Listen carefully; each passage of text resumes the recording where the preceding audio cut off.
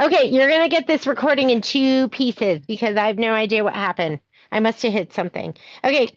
Yeah, I'm not sure. I bet if you went on to YouTube and just looked up stable grip dime, there's probably a tutorial that kind of shows you, but I am not sure. I did. It's only a small tutorial, like 58 seconds, and it's just Oh, using the really? stabilizer. Yeah. So that's Yeah, what I so thought. maybe it is just for freestanding lace or something like that because can you not get it on top of your fabric and your stabilizer? Yeah, it just says to do the stabilizer, and that's why I couldn't understand. Sure. Yeah, not sure. I'll have to, when I get a chance, investigate. And so I haven't really pitched that at all just because what I pitch is what I use. Have you The used thing, the hoop setters? have I used what? The hoop setters that holds the corners Yeah, inside. again, I have those in the store, but I have not used those. So, because basically, because what I'm doing with mine, because I'm not using it for regular embroidery, I'm using my um snap hoops for quilting only, and I haven't found that I needed that for what I'm doing. Okay, I'm gonna do the tack down. So I just laid down my light colored pieces. So, but I could see that because I personally feel, and I'll feel for the top hoop and the bottom hoop and make sure they're right on top of each other. But sometimes they're not. So I see the value in those hoop setters because then you can just lay it down. You'll know you'll be right on top of you'll have the top right on top of the bottom. I watched a lady, might have been a YouTube video, and Yeah. because everyone was saying that your fingers can get pinched with those. Yes. And my sister bought me one years ago, and I barely use it because of that. But she showed a method of how to leave the plastic, that kind of corrugated Yes. plastic piece.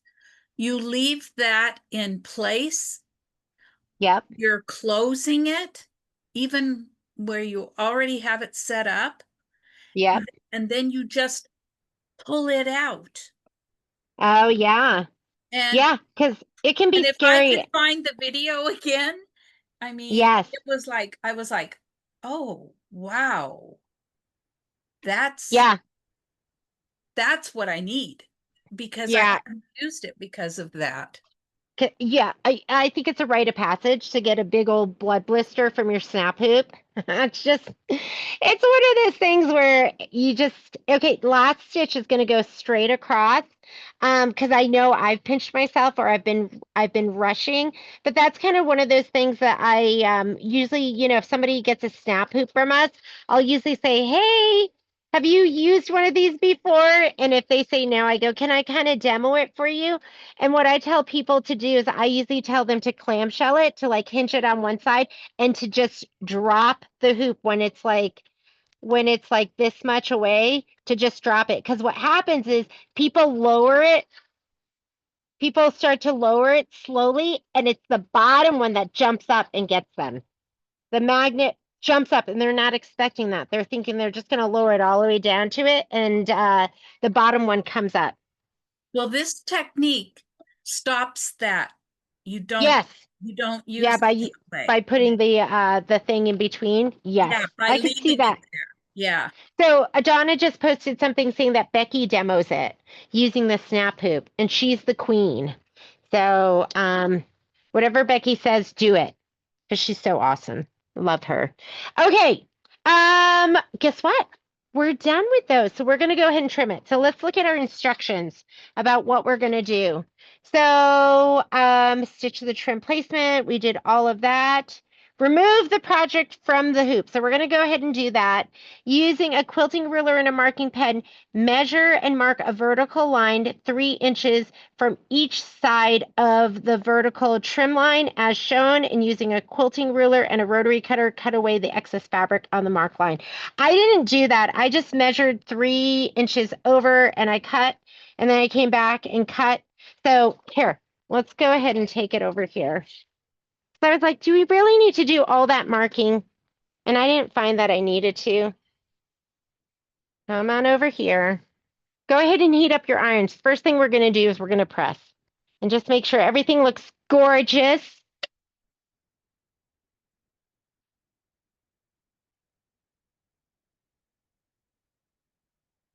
Coffee. Is there any left? There is.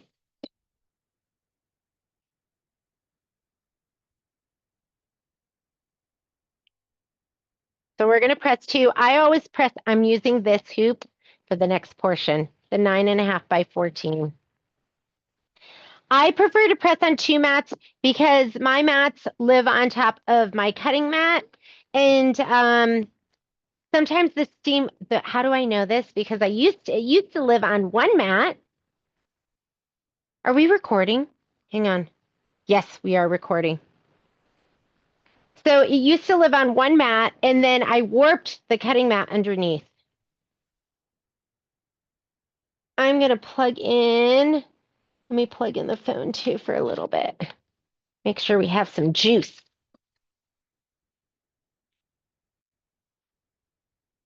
Maybe that's it. So I'm just going to use a little bit of moisture. So I'm going to just use water. And I'm going to iron in the direction of my my pieces. So let's start with that. But I love my snap hoops. I couldn't live without them. Because I do a lot of quilting in the hoop.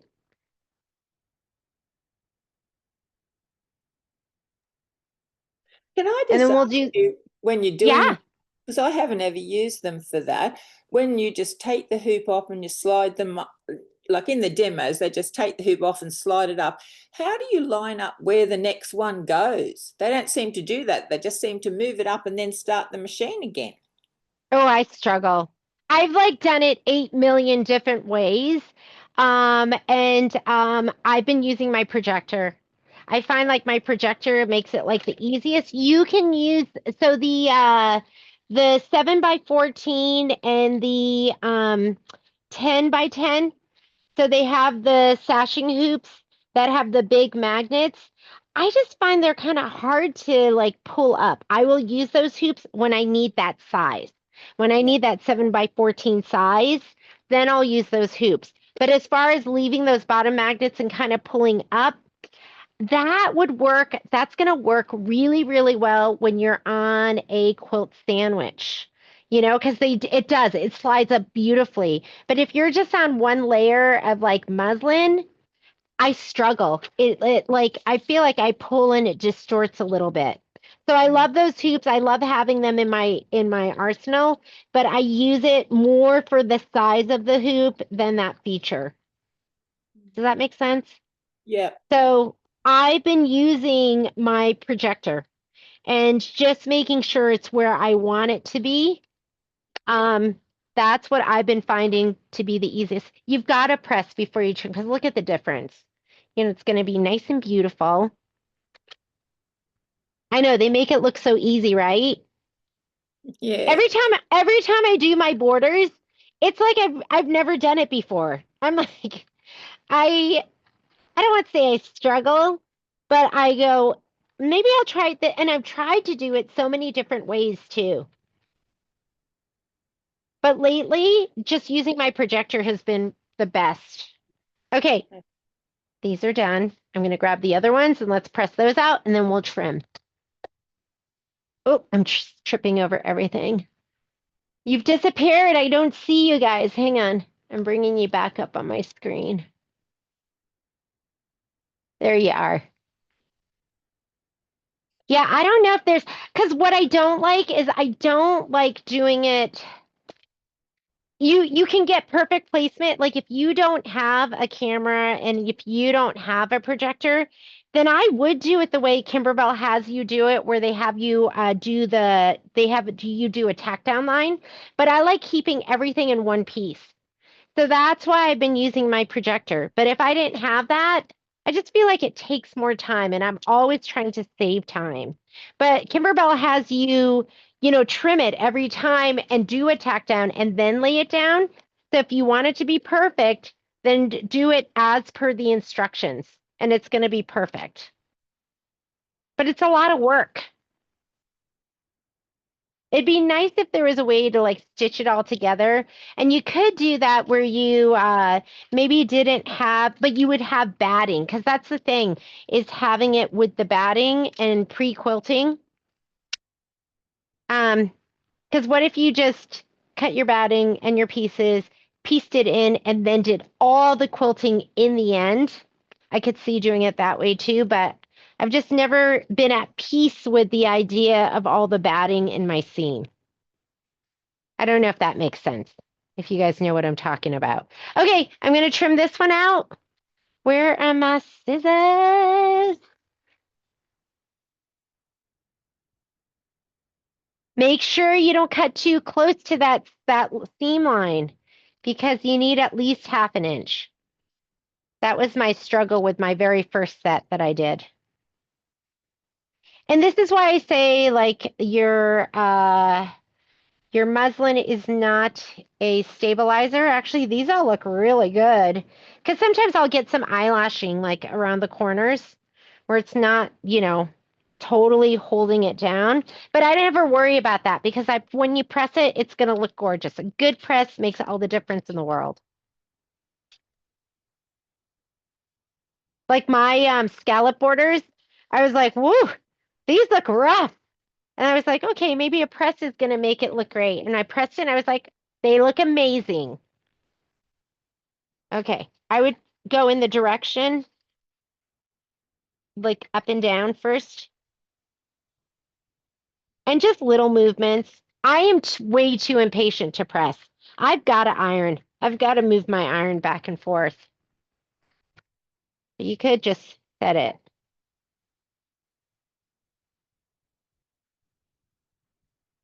You just don't want to go like all different directions and take what were lines going up and down and turn them into zigzags.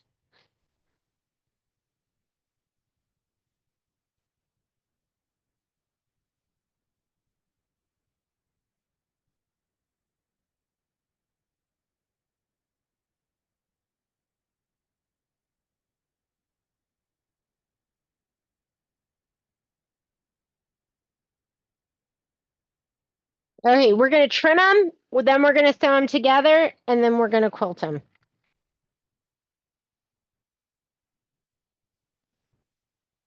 All right, here we go. So let me get my rotating mat and pop a cherry in my mouth.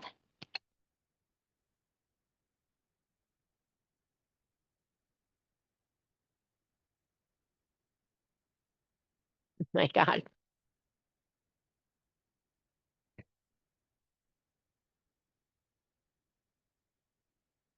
All right, I'm going to read this over one more time. It wants you to, using a quilting ruler and a marking pen, right here is what it wants you to do.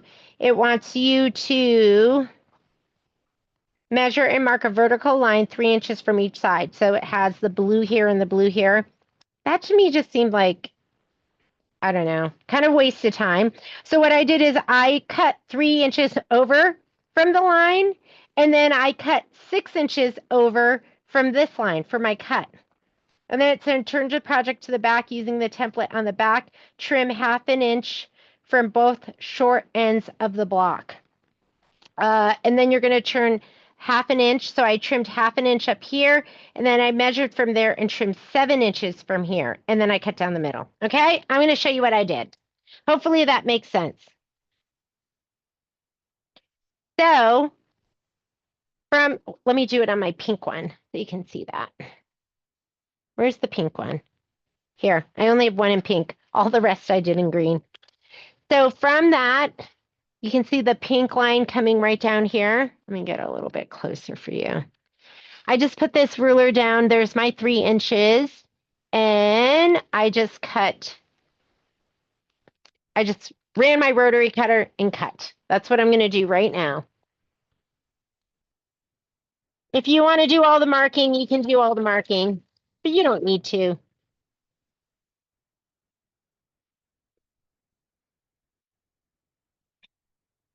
Make sure you go through. There's a little bit of layers. Then I turned it. And instead of measuring 3 inches, I went 6 inches. I did this. I laid down because this ruler is 6.5 inches. So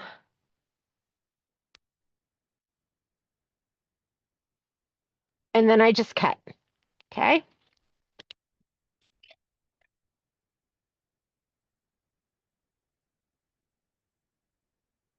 And then it wants you to do 1/2 inch to the right of the back. So I flipped it to the back side. I'm going to cut 1/2 inch. Let's see, maybe that one's a little bit flatter.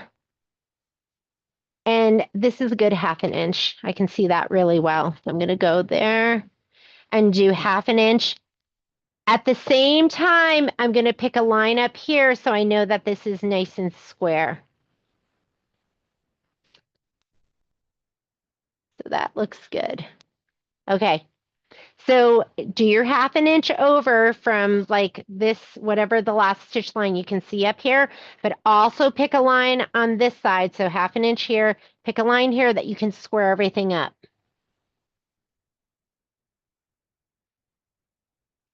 All right, that looks good. I'm going to go ahead and cut that. So now that should be nice and square. And then I measured over from this. I think it was your final piece is going to be 7. Each block should be 3 by 7. So from this edge, I'm going to measure 7 inches. So I'm not going to do 1/2 inch here, just in case that's not perfect.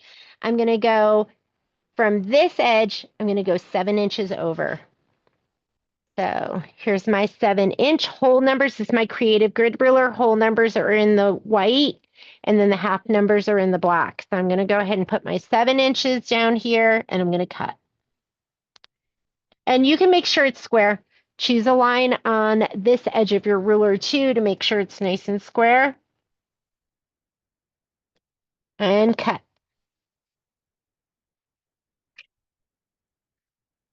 All right. And the last thing you want to do is each one of these is going to be 3 by 7. I didn't even worry about this one. I'm just going to go 3 inches from one of the edges, and I'm going to cut. And that should be perfect. And that's how I did these. I didn't do any marking with my with a marking tool. Okay? Let's do the next one. So we're going to do this with each set. And each piece, when you're done, should be 3 inches. There's my 3 inches by 7 inches. And there's my 7. And these are perfect. All right, next set.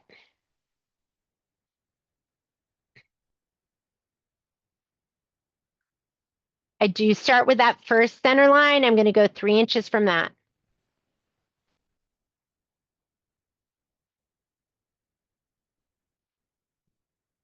And if it's going to be easier for you, you could do, I'm going to do 2 of them at a time. This is a little harder to see because I didn't do that pink, but what if your green doesn't go all the way across? That's okay. Don't worry about it. If the green, as long as you have your no-show or your muslin behind it, and you have enough that it's going to cover the 1/4 inch when you sew it in. Okay, I'm going to flip this one. I'm going to measure 6 inches from this edge. And then I'm going to flip it to the back.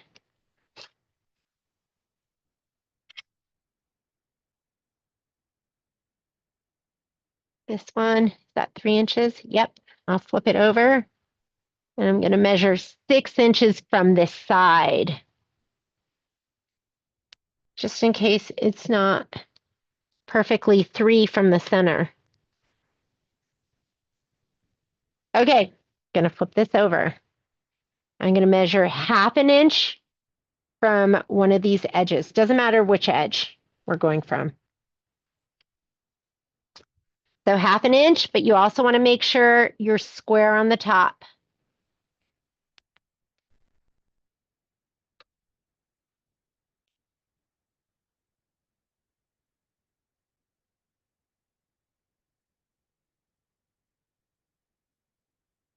And I'm going to flip this and I'm going to go 7 inches over. And make sure you're square.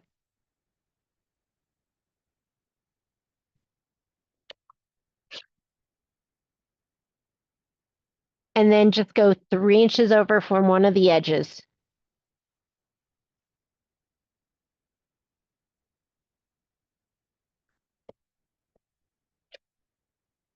All right, these two are done. Where was I at with this one? Did I do 3 inches? I think, okay. So I did both of that. I'm going to flip to the back side. I'm going to go 1/2 inch from one of the last stitch outs. And I'm going to check, make sure I'm square on the, up on the top.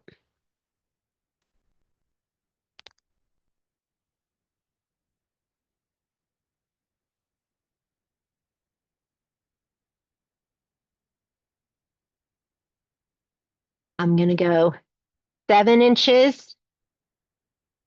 Make sure you're totally square, top and bottom, left and right, and top and bottom. And then let's go 3 inches over.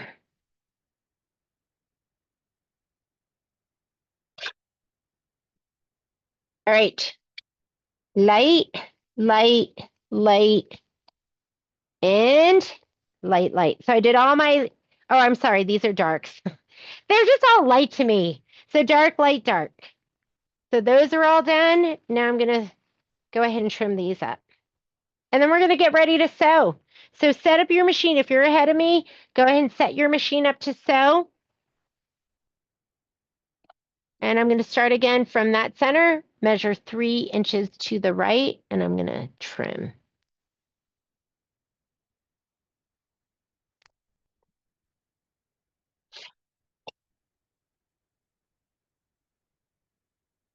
I'll do all of these.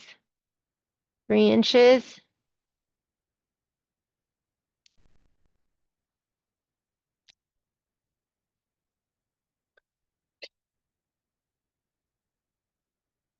Three inches. From my center, I'm measuring 3 inches to the right.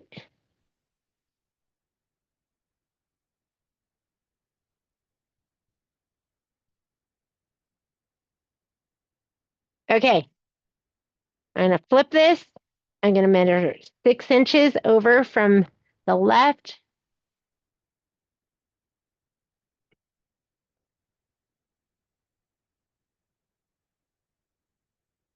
Flip this one.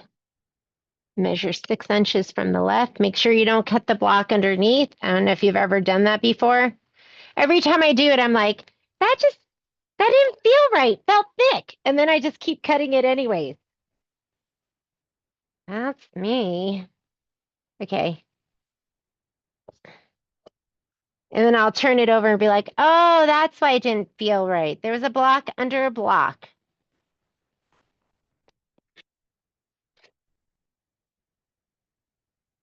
All right. I'm going to flip it to the back side. I'm going to measure 1/2 inch over from one of these lines from that. And I'm going to make sure it's square on the top. So 1/2 inch, and then make sure there's a line that goes right across that edge.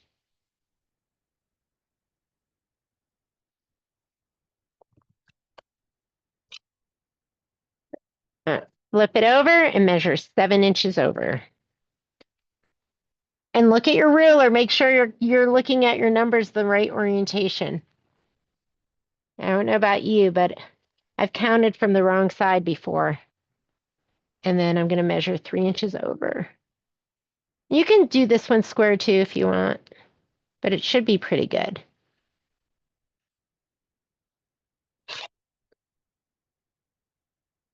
Okay, these are my light, dark lights. Flip it to the back side. I'm going to go 1/2 inch over, make sure it's nice and square. I'm going to check, make sure we're recording. Yes. Yeah, I don't know what happened, why the recording ended before. Flip it over. I'm going to go 7 inches. And, you know, there's a million ways this can be done. So you just do whatever works for your brain. And 3 inches.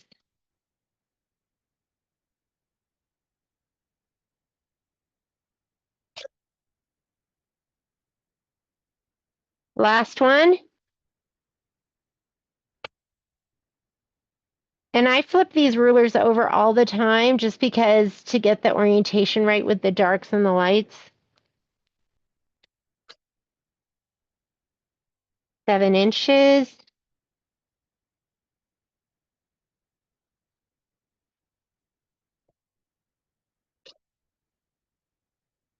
Three inches.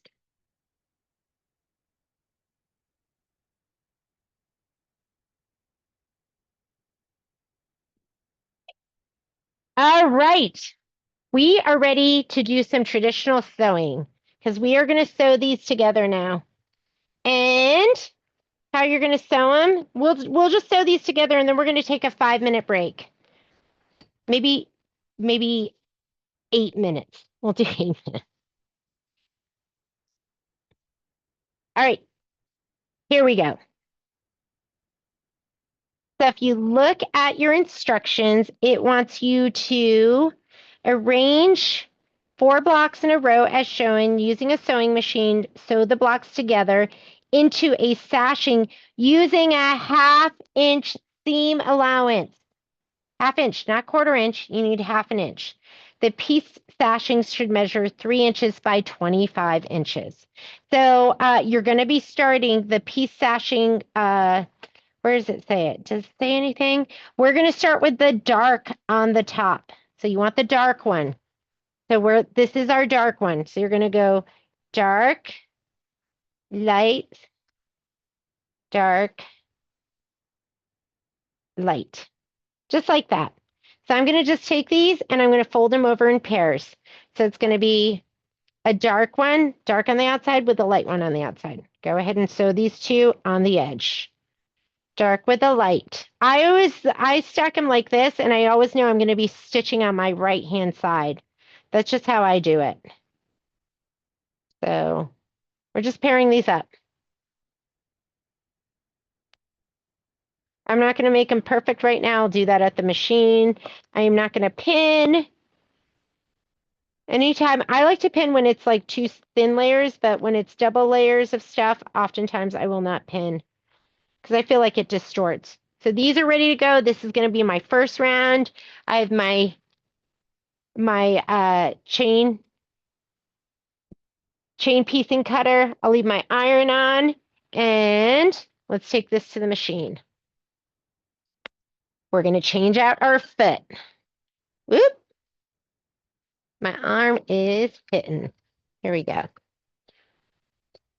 All right, let's switch to, well, you might have a separate sewing machine, which is great if you have that. I'm just going to switch on my Avenir. So I'm going to say, okay, here. I'm going to go home and let's go into sewing. When I'm chain piecing, I like to use stitch 103, which is just a center straight stitch. And I usually chain piece at a 1.8, but since I'm going through some layers, I'm going to piece at 2.0. And you want to stitch closer together, nice and tight, if you're going to just be cutting those, cutting in between. Otherwise, if you're locking your stitch, you could do it at a longer stitch length if you wanted. I'm going to use my walking foot. My beloved walking foot right here. And where's my hoop screwdriver? Let me grab my hoop screwdriver and get this off.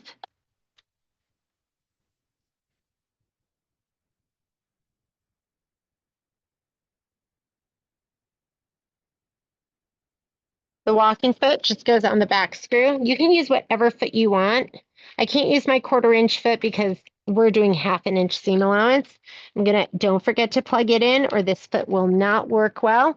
And I like my magnet. Where's the screw? Oh my God, I wasn't even close to it.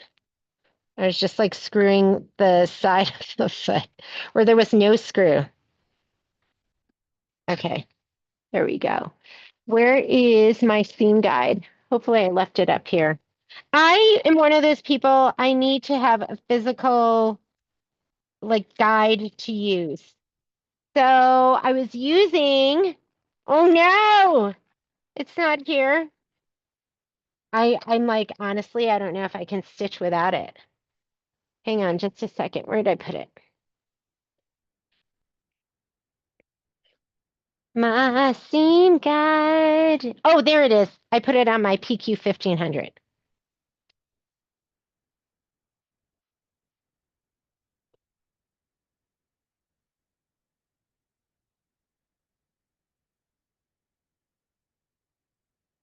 You can turn on your guideline marker too if you wanted. So if you have that feature, you can go to guidelines and make sure your main line is on 0 and you're going to go to your sublines. Make sure you have this selected, which is going to be your seam allowance. And I'm already set. Look, I already set mine for 1/2 inch because I think that's the last thing I did with this. So I can just take this and put it down on that guideline. I also have like, it's a 1/4 inch. Wanda looks like you've got a 1/4 inch and then you've got your 1/2 inch right there. So I can lay it down there. I like to use it both to give me a good 1/2 inch. So I can lay that down. So I'm going to turn that off right now because I have this that I can use. And I love these magnetic seam guides, but I'm going to just go ahead and hit guideline markers off, and I'm going to close that, and I'm just going to run mine right next to this. Okay, when I piece, I like to start with my needle down so I can abut my fabric. And the other thing I like to do is I like to turn on my auto lift button right there. So I'm going to put my auto lift button on, and that's going to, when I take my foot off the foot control, it will lift my foot for me. And then I can go ahead and put my next grouping under. Let me see. Dark, light, dark. With these, I'll check them as I go. I put them down. Usually I have them set up so I know which side I'm sewing on. I don't think it's going to make a difference. Yeah, it won't make a difference, but I'll grab them all from here and sew on this side. And I'm going to match them up. Go ahead and match them up. And then we will press, clapper, and then we'll take a little break and do our quilting. This is a longer little sewing session. All righty. I'm going to just abut that to the needle. And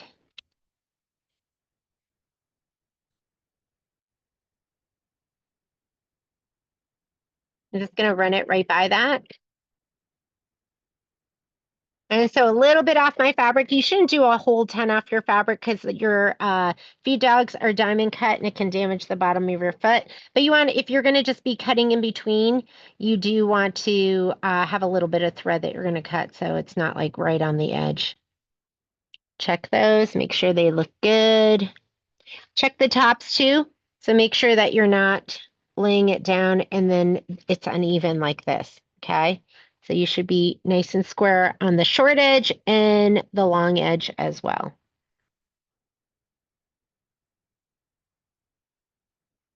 And I have my auto lift on, so I can just slide this underneath the foot right to my needle. Sometimes I'll just let it do some stitching right on the edge before the belt engages. Also a little bit off, get my next grouping.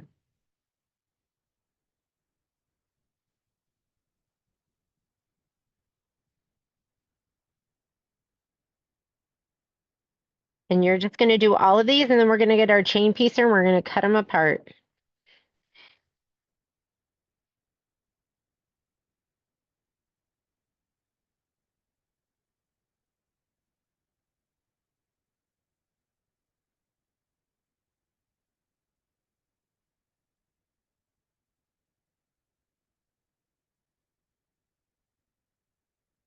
Is it the relaxing tone of my voice? Just lulling you guys to sleep?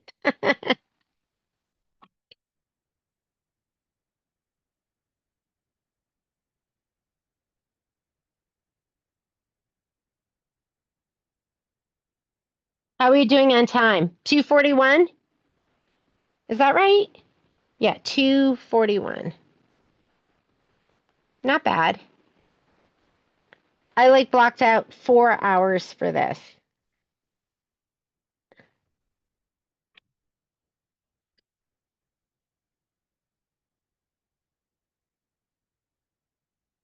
I just left my thread in there. Yeah, I didn't even change it out. Normally, if I piece, I use Deco Bob.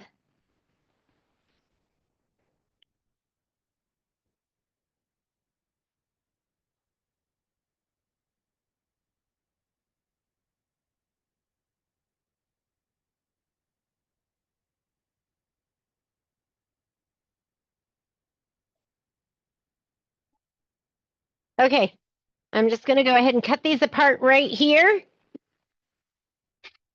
You just want a little bit of thread in between. Just cut right in the middle. You can do it with your scissors. I'm just using this chain piece cutter.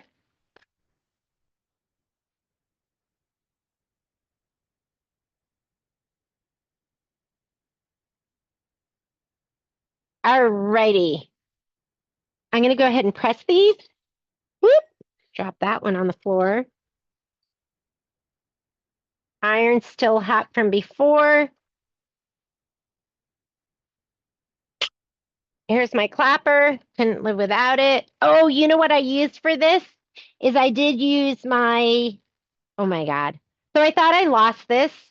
And you know where I found it? Right in the drawer. It was just like set back a little bit. So I opened up a new one because that's what I do. I get frustrated and I go, forget it. I'm just going to open up a new one. And then I'll just bring that one to the store. So I'm going to go ahead. If you want, you can give it a little press to relax it.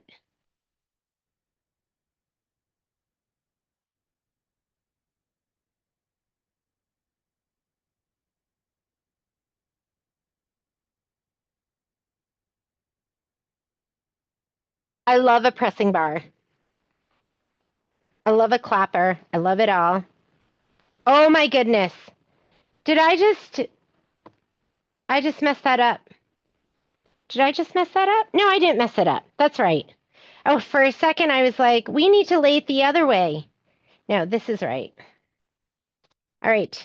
It just looked awfully small to me.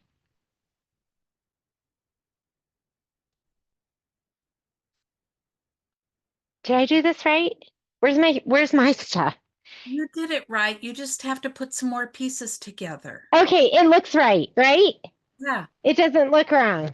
Okay. For some reason, it looks so skinny and small to me. But that's right. Mm-hmm. Where's my You have to put where another set together. okay. Takes. I still have to look at mine because it's just made me panic for a second. Here we go. Doesn't it look like it looks so skinny? It'll be 25 inches. This is 12 and a half. Okay, let's go with it. These get trimmed down. Do these get trimmed down? Yeah, that's right. Okay, let's go with it. It gave me a little bit of a panic attack. We'll talk about losing things. I've lost my Creative Grids screwdriver, the one that goes on the end of the screw. Yes, that I can't live without. You lost it? The last time I remember using it was when my sister was here and she kept changing. We were having problems with my sewing machine and the stitch. Yes. So she kept changing and taking off the walking foot. And I said, just remember, if you use something, put it back where you got it. Well, it wasn't where it was supposed to be. So that's what I've been doing, running around here looking Oh all no, over. easier said than done. Because Patrick says that to me. He goes, I don't understand why you just can't put it in the same spot every time. And I'm like, okay, like I want to do that. I don't want to waste time looking for stuff. So, oh, it's the Well, I worst. try to, but when somebody else comes in your sewing room, Yes. they don't always do what you do. Yes. I almost want to take my phone and go out to the other room and call her. Yeah. And it's like my brother is just like Kai, super neat, super organized. Likes everything in its place. Like I tried to get him to it's so amazing. Like I don't know. I feel like having kids teaches you so much about yourself. And like my brother is the same as Kai. Like Kai goes, if I like Kai, my brother wouldn't buy a shirt because he goes, if I buy that shirt, I'm gonna have to get rid of something. Oh shoot. Are you guys even seeing this? Is it focusing? I'm sorry, was it so like blurry? And Kai's like that too. Kai likes to have just enough. He doesn't like to have more. But they're both super, super organized.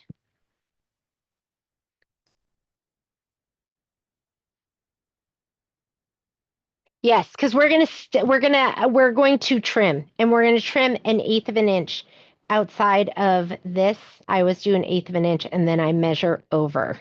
So that's why these are I just had a little panic attack there, thinking that's not right. Okay, let's match them up again. Just make sure that it's gonna alternate, that you're not stitching them like that. So I'm gonna go ahead and pair these up one more time. I'm gonna sew on the right hand side. Start with the dark. And this one too. Dark, light, dark. I'm going to fold this over and now I'm going to stitch on the right hand side, these 3. And then we'll press them and we'll be done with these. We'll take a little break and then we'll go ahead and we will do the quilting. Okay, this should be all set up already.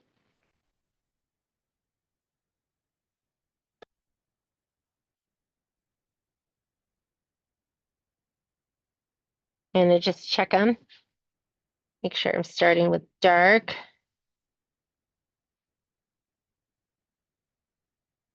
To match these up. And sew these together. Make sure they're square on the top too, on the long ends.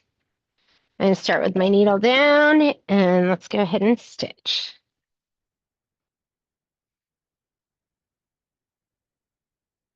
And I don't find that I really need a leader cloth or anything like that. But if you need one, use one. Match it up.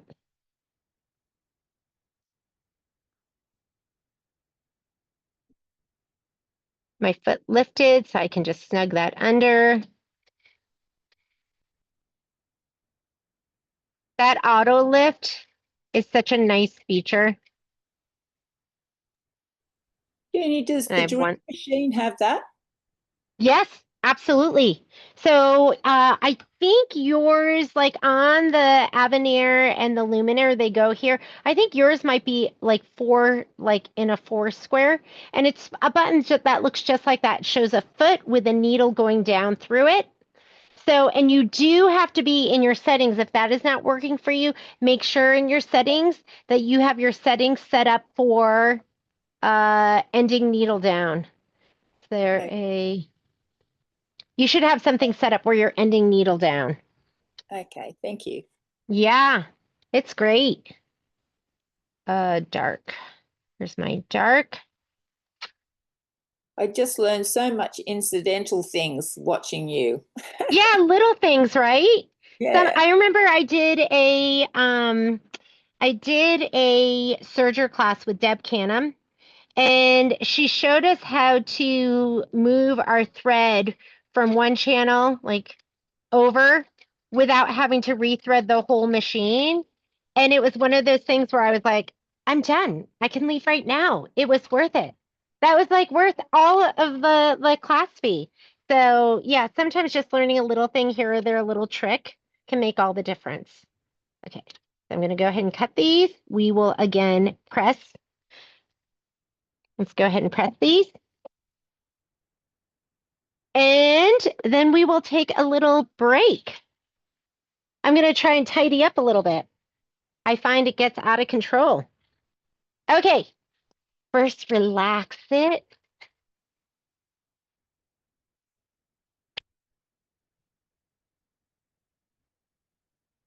We're going to open this up.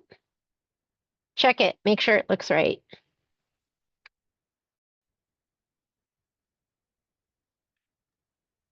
Jenny, And I best press. who Yep. makes the pressing bars?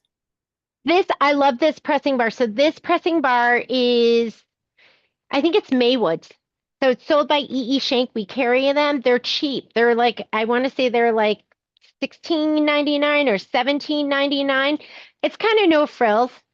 It's not that much going on. The other pressing bar we carry at the store is it's made by, it's something fancier. And I have it over here by my other machine. Or maybe I don't. I don't know where the other one is. I've lost it already. But that one has like a bigger, beefy. Oh, here it is.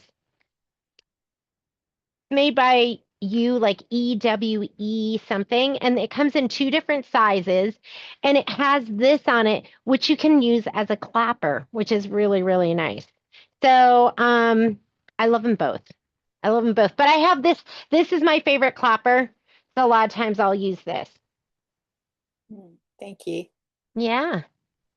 It's like these little tools that just make a big difference and they give you a better result. But the pressing bar just makes sense to me because you're pressing it where it's the fabric is forced to peak, so it'll just kind of lay even as flatter than if you were to just press it flat.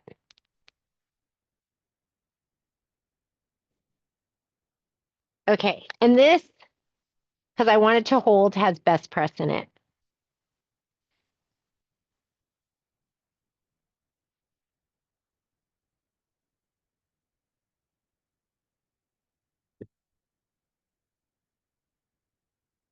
I could use my big old, because somebody was like, you can use that as a clapper. And I was like, oh my God, you're right. This is multi-purpose. I didn't even know. I'm pretty sure that was me. Was that you? Yes. Yes. I was like, oh my God. I love smart designs. Okay, here we go. These three are done. We're ready to quilt. We are going to take a little break. I'm going to be using my 9.5 by 14. I'm going to tidy up a little bit. 9.5 by 14. And I'm going to hoop up my muslin and my 9.5 by 14. And we'll go ahead and quilt this next. It is, what time is it right now? It is it 2:55? And I think we'll be able to finish in that amount in the next hour. I'm going to see you here. Let's get back together in 10 minutes. So 5 past, whatever hour it is, wherever you are. I am going to pause the recording. Okay, recording is back on. I'm using the 9.5 by 14. I'm going to hoop up my muslin and make sure you have a big enough piece. This piece here, I think, is like 36 inches. Our piece that we're going to be quilting is 25 inches. So, and there you're going to have to do 2 hoopings. You got to do 2 hoopings. So let's go ahead. Thank you for the reminder. Yeah, I forgot all about that. I would say I'm not firing on all cylinders. I think they say for jet lag, you've got to give yourself an hour. Is it a day for every hour or something like that? A day for every hour to recover. Okay, I know this is size, right? Because this is the last thing I did in here. And you're going to take your muslin or your stabilizer and just pull inward and make sure there's no wrinkles in here, that everything is nice and taut. Don't pull up.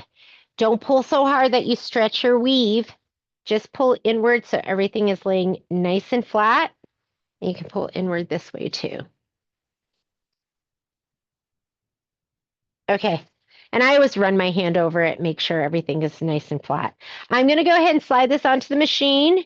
And the other thing is you can feel around to the back. You want to make sure that your inner hoop is flush with your outer hoop, or it can be recessed a little bit, like, or this can pop up a little bit. But you just want to make sure it's at least even. Even, Steven. Okay, I'm going to slide this onto my machine. I already changed out my embroidery foot, and I put my embroidery foot on. Took off the walking foot. Grab your strips, grab your batting, and I'm going to be using some spray, and here are my instructions. So we are going to be doing some lowering and raising of our presser foot height. I found that if I left it, and we're going to go really slow because you didn't see it because I edited it out, but I had my presser foot kind of get stuck and had it drag my fabric around. You saw one time where I had to rip out a couple of stitches if you watched the other video, but you didn't see the big mess that I made. I took that, I was like, oopsies, and I took that part out and refilmed. All right, let's load our design first. I'm going to go ahead in here. I'm going to go to the pocket.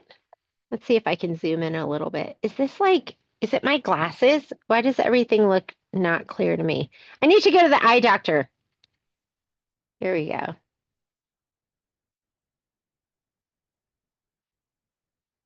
I'm trying to get that to look better.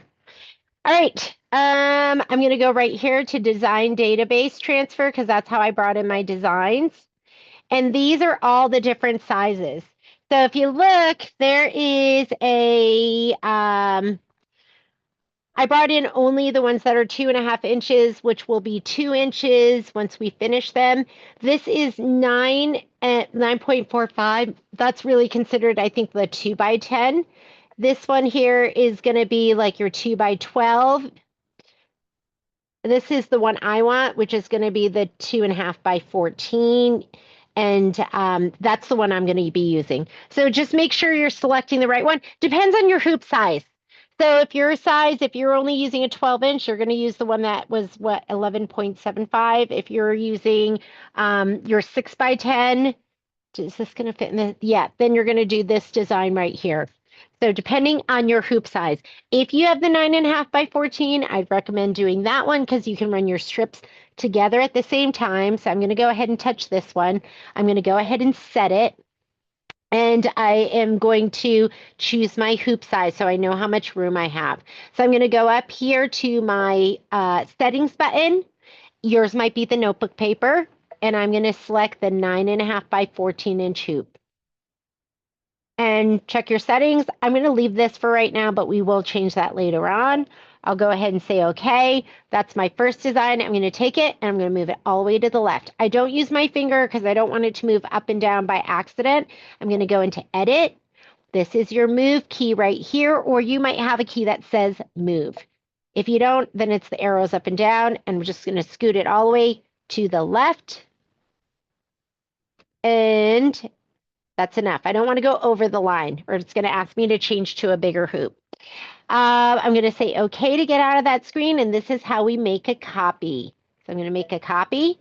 Always brings it in, down and to the right. I'm going to go right here to my move keys, and yours might say the word move. I'm just going to touch this center button, and that's going to center it to the hoop, okay? And then I'm going to go ahead and say okay, and we're going to do that one more time. I'm going to go here to my move key. I'm going to center it, and then I'm going to take this one and move it to the right. your designs, it will stitch in the order in which you add those designs. So if I had this one, I left it in the center, made a copy and brought this one to the right, then it would stitch center, left, right. But what I did was bring mine in, moved it all the way to the right. The next one I put in the center, the next one to the right. So you know the order in which it's going to stitch out. And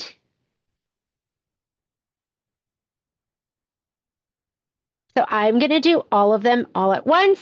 You might be able to do like 2 at a time in like your 7x12 or your 8x12 hoop. So I'm going to go ahead and say okay. I'm going to touch embroidery. And you can always save this if you want. I'm not going to save it. And you have, I call this nonsense quilting, nonsense quilting, nonsense quilting. We can color group if we want. So I'm going to go ahead and do that. I'm going to go to my layout button. If you're on like a Destiny or a Dream Machine, I think it's going to be your secondary edit button. If you're Luminaire, Solaris, Avanair, Radiance, it'll be your layout button. I think also like the Stellar and the Altair, it's the layout button as well. And here's my color grouping button. So now it's going to do all the placement and all the tack down, and then it's going to do the quilting. Okay. Anyone have any questions? Anyone need any help? I'm here for you. No, we're good? Okay. All right. And then if you want, we can go to this button right here, which is going to allow us to skip steps because we are going to skip some steps. So let's bring that up.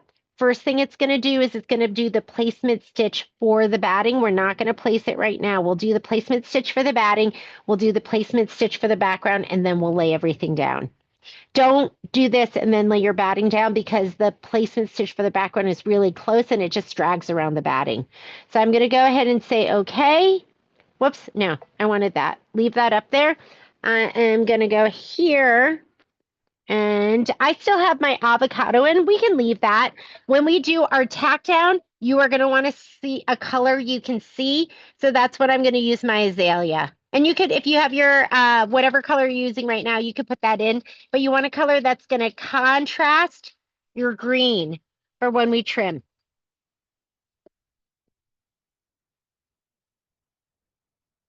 Placement stitch first.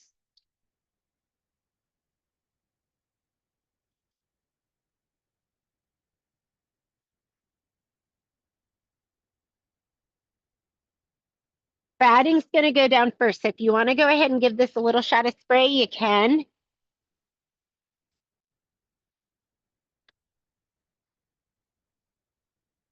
And I'm going to go ahead and spray it on the bumpy side to go down. The other thing you can do, like, remember I've told you I've done this like 20 different ways. If you want, we could skip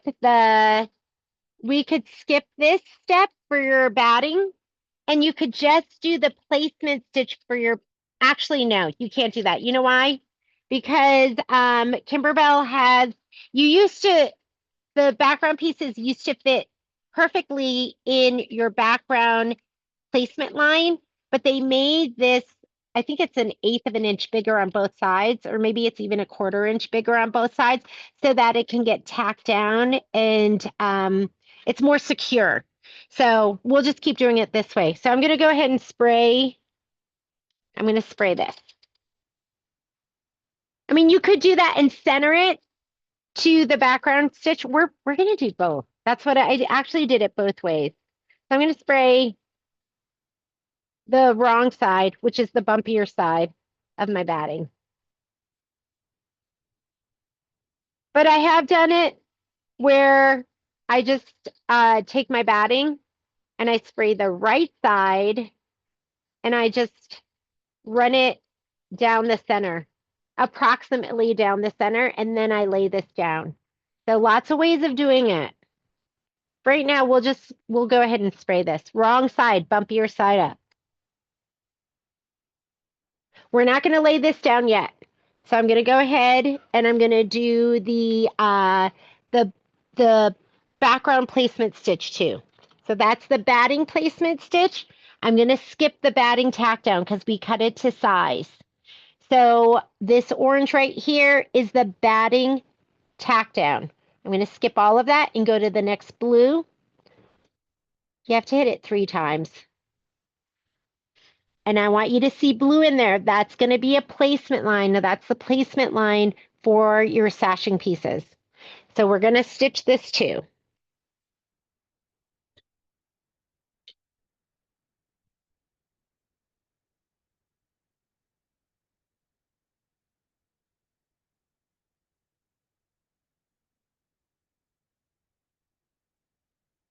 There we go. Don't spray the whole thing. We're not laying the whole thing down. Just spray about 14 inches. That's what we're putting down. Whoop.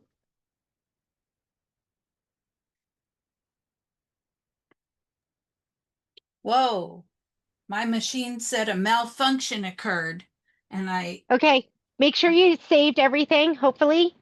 And then it should resume anyways, and just turn it off and back on again. oh, you should see it. The needle's down and Did it get stuck? Was it dragging stuff around? there wasn't dragging anything. It was just doing that second tack down stitch. Really? Yeah. Okay, I don't know. I would just, can you manually raise up your needle? Well, it told me to reset it. It wouldn't let me do anything. Can you see Okay. it? Hang on, let me go to your, I don't have you on my first screen. I can see, but I can't really see what's going on. Yeah. So, yeah. So I'll see what it has me do. Yeah. Yeah, see if you can cut your thread and raise your needle and just turn it off and back on again. It says the needle is down. Press that button. Yep. Remove the embroidery frame or scan frame. Yes. It'll always make you take it off and put it back on again. So, do both of the placement lines before you lay anything down. Don't put your batting down. I've done that and then done this, and then it just the foot like goes under and does all sorts of stuff. So I am going to place my batting down first. And my batting's a little bit bigger. Like I said, I always make it a little bit bigger because it when it's right in there, I feel like it gets pushed around. And I don't like that. So I'd rather have it get stitched down if possible. I'm going to put the next piece down. Right down the center.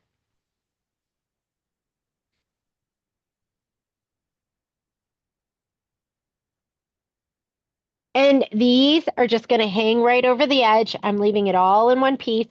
I measured it 25 inches. I'm going to put this one down.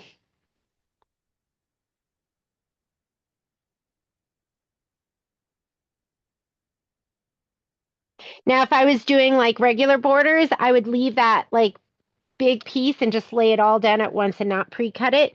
But these are pre-done little itty bitties that we're going to lay down.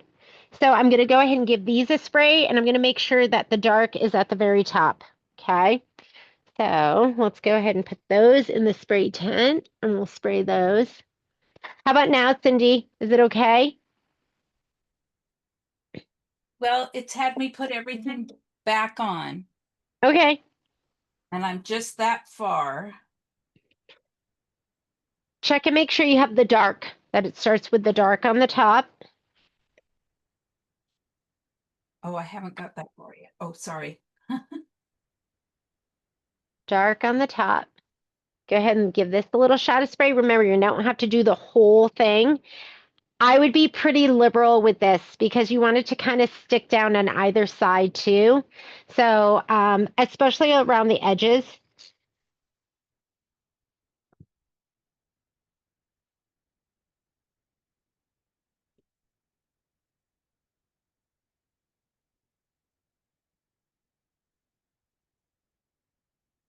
I know that's a lot of spray for me. I know that was a lot, but I want it to stay down.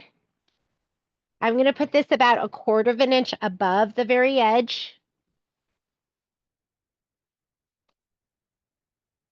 Let me go ahead.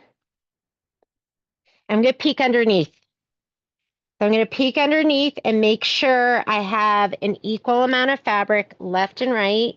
This looks like a little too much on the left.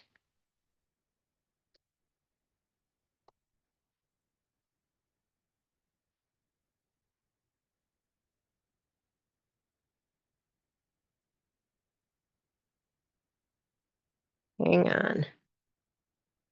Let me go up just a little bit more.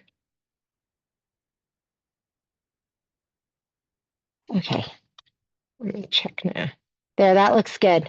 So as I'm laying it down, I'm going to look underneath and make sure I have about 1/4 of an inch going over each side. I'm just going to smooth this down with my hand. All right, and that is how you do it.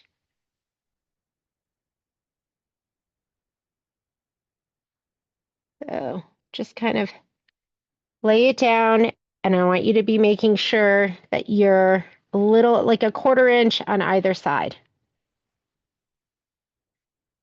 We're going to be trimming, so it doesn't have to be perfect. It has to be semi-perfect. No, I'm just kidding. I have my hand underneath right here, so I'm going to smooth it all down. Oh my goodness, it's so cute already. We haven't even started stitching yet. Okay, let's do the next one. I'm going to make sure I'm going to look right and left. I'm going to get it up about 1/4 of an inch.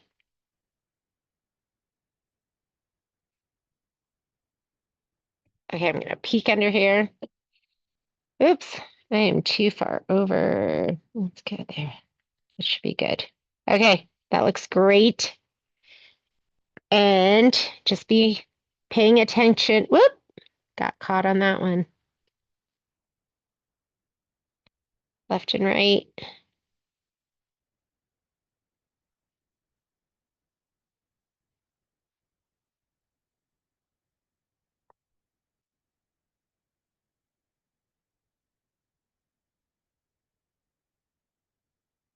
Take your time. You've worked really hard on this. Okay. And I just laid it down all the way down here. I'm going to press it down, and I put this hand is going underneath, and then I can push it down. But I'm supporting it with my hand underneath. All right. Let's put this back. This got out of control, didn't it?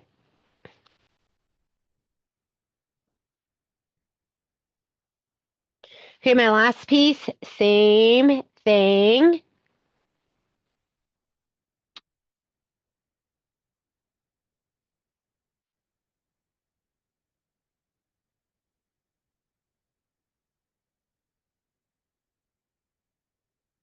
I'm a little bit high there, but you know what? It's fine.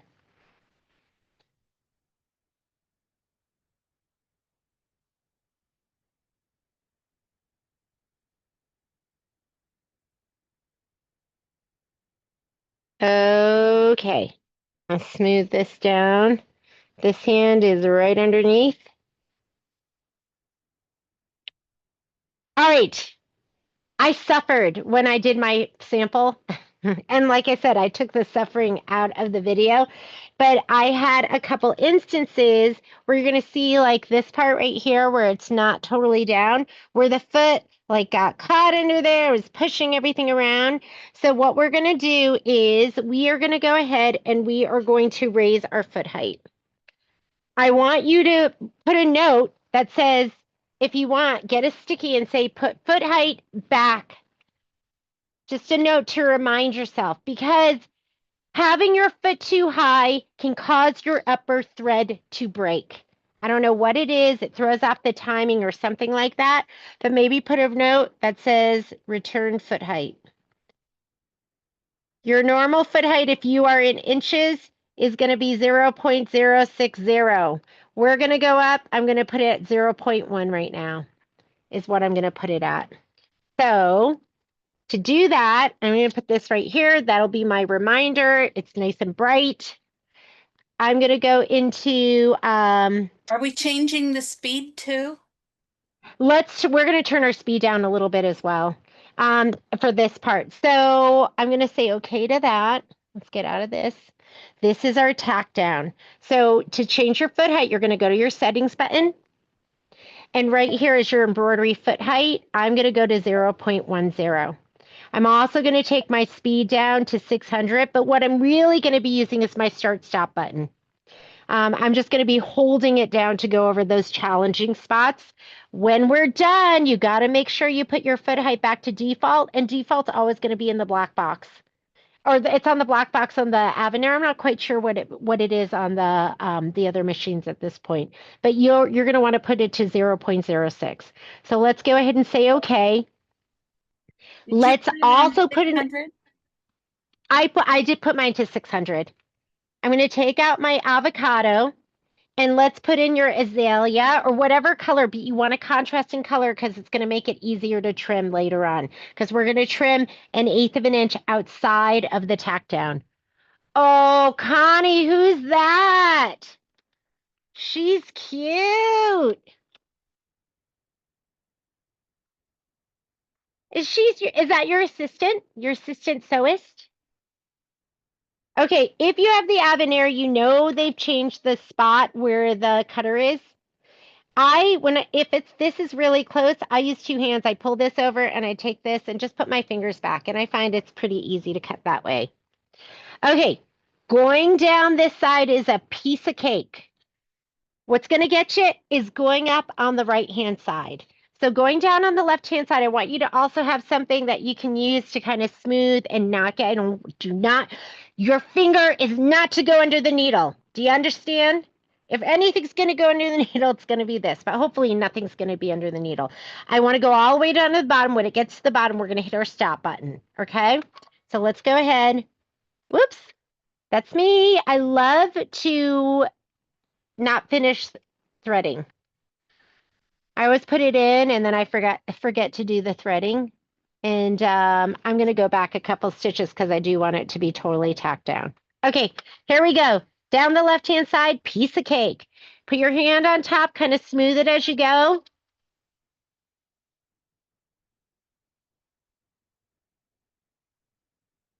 And when it cuts, you're going to hit your start stop button.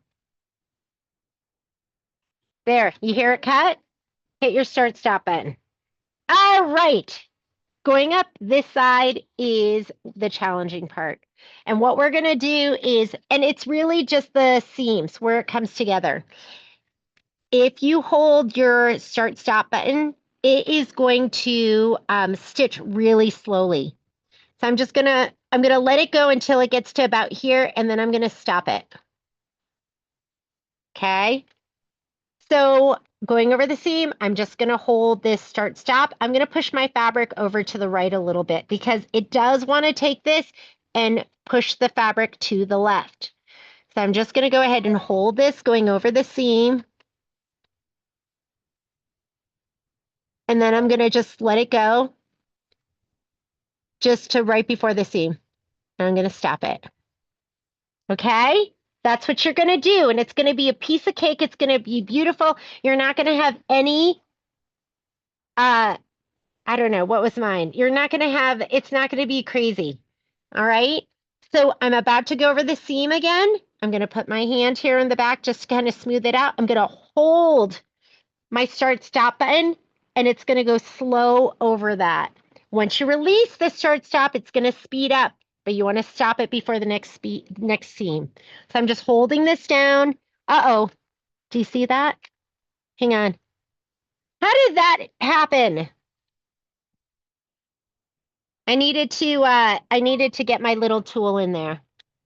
All right, hang on. I got to go back because I didn't hit stop. I just kind of held it down to go slow. Okay, gonna go back some stitches. Gonna go back 10. Gonna go forward. Just be ready to stop it if you need to. Okay, here. Let's see.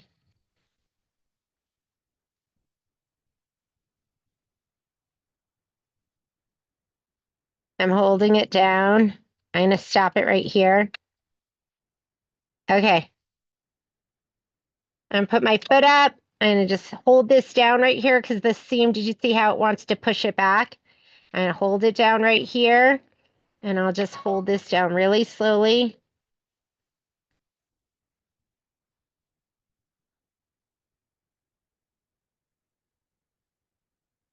You're just going to take your time.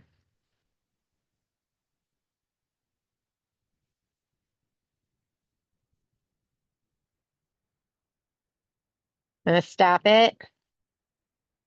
I'm going to let it go. I'm going to stop it right before that seam. Take your time. Use your tool. Put your foot up if you have to need to get under there.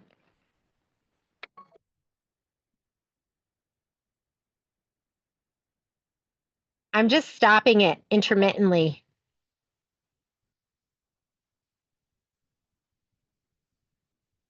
I'm going to put my little tool down.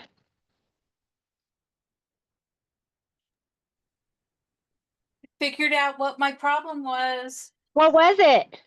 I had a box sitting behind, Oh, was it hitting it? and it was hitting the box that sits my thread, my big 20 count thread. Oh, yeah. It wasn't letting it go over and do its job. I haven't done this big of a hoop with my Avenir.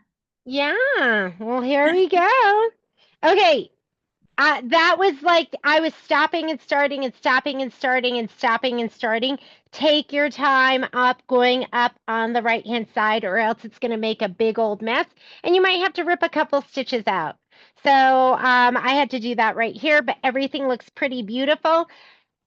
Going to do my next one. Going down the left-hand side, remember, piece of cake. This should be a piece of cake right here.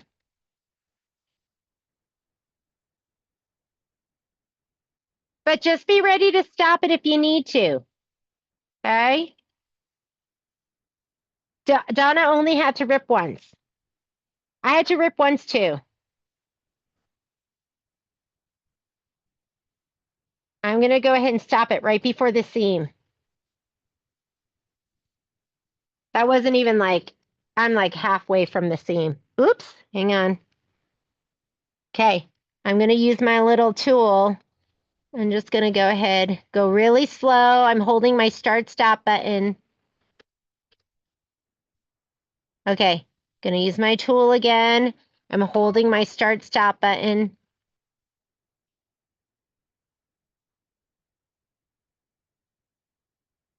I'm going to use my tool again. Oh, I think I've developed the true method. You could just hold it down the whole way if you wanted.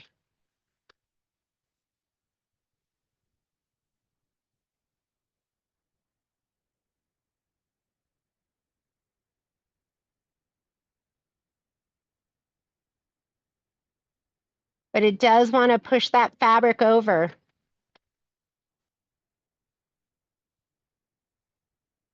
I mean, it's where I'm just holding my start stop. I'm just going really slowly.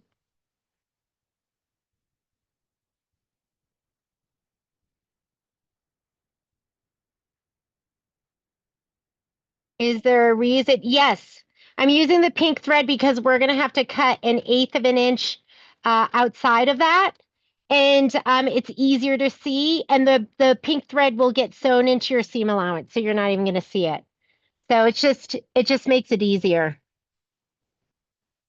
I would use some kind of color you can see. Okay, piece of cake going down the left side. I'm not holding the start stop, so it's going to go full speed. And I would say leave your foot height for the quilting too. We're going to leave it at the 0.1. Coming up the right side, I'm just going to hold down my start stop. First, you have to stop it. I wonder if this is going to be hard because the edge is over here. We'll try. So I'm just going to hold it and just go all the way up the right side. I know it's going to take a lot longer, but it's better than ripping.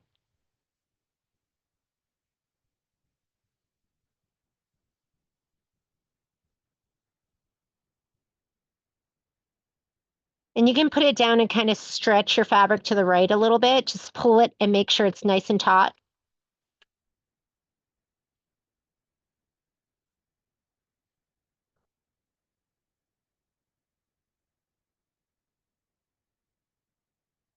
Hopefully this is not painful for you to watch this, like watching the grass grow, right?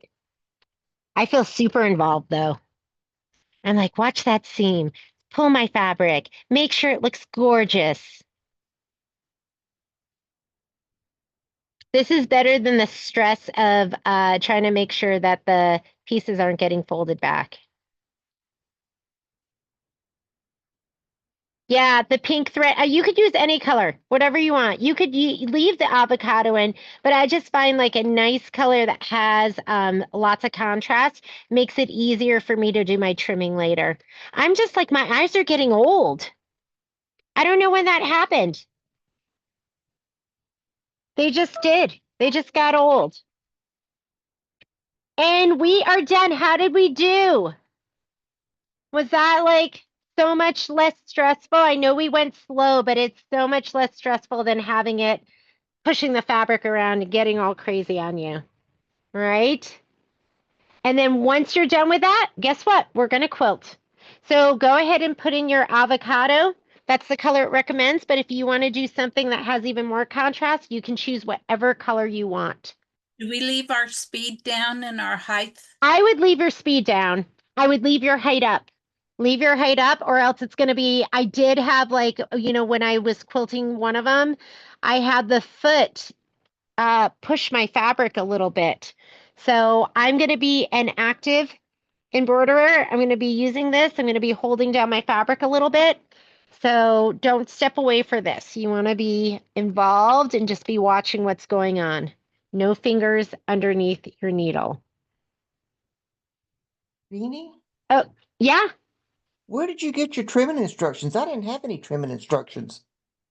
Oh, if you, does it not tell you how to trim that? No, Maybe it was just in my brain from doing it. I think it's probably in the quilting. If you go to I your, didn't see any quilting either. did you not? You know, No. I wasn't sure and I measured and I was like, okay, when you measure an eighth of an inch here and an eighth of an inch How do you here, know how big it's supposed to be? it's supposed to be 2.5 inches because the final thing is supposed to be 2, so you need a 1/4 inch on either side. You know it's supposed to be 2. Hey, Jeannie, it's on page Yes. 4 of the instructions. If you print out the instructions, it's on page 4. Is it on page 4 of the quilting instructions or on page Yes, 4 and it of? says optional block by block quilting, and it says it's 2-inch wide. Oh yeah. So that Yeah, was the right there. design to pick. And Yeah, then that doesn't say that that's not your final strip though. Your strip is wider before you it's when gonna you be, quilt yeah, it, and then you trim it's gonna it. be 2.5 inches because you need a 1/4 inch on either side, so the final width will be 2. And I think it's in somewhere in the quilting instructions. I'll have It to says the find strip it. is supposed to be 3 by 25. And I 3 didn't to see anywhere where it said 25. to trim it down. It is. Well, this is gonna be the design to pick, and they want you to select the 2-inch width. And so the 2-inch width is 2.5. The final size will be 2 inches. That's for a So border, but they said this is sashing instead of the border. Okay, do Well, you we'll see have when we get to the end. do you won't we? have this page? Do you have which this page is who's This is talking? this Linda Steinport? Where This are is you? Oh, there you are, Miss Linda. Yes. Okay. So Linda's got, I'm This gonna shows you- spotlight Miss Linda. Miss Linda's got, this is in the quilting. So if you go to the quilting instructions, that's what Miss Linda is showing you right now. So spring border, and then in there will be all the instructions. and it says it's a 1/2 inch wider, so somewhere in Yes. here. The embroidery filled is 0.50. Let me see. Did I print? I didn't print every page. I just printed this one. Yeah, I think it's going to be in there. And like, I couldn't remember for sure, and I didn't see it in these instructions either. But I know from the other ones that I've done that they have you measure 1/8 of an inch. So what I did before I trimmed this is I measured 1/8 of an inch over here, and then I measured from that spot over here. And I was like, 2.5 inches. Perfect. That's how far I want to because I couldn't remember how far out I was supposed to trim. But I'm pretty sure it's somewhere in the instructions that Miss Linda is holding up.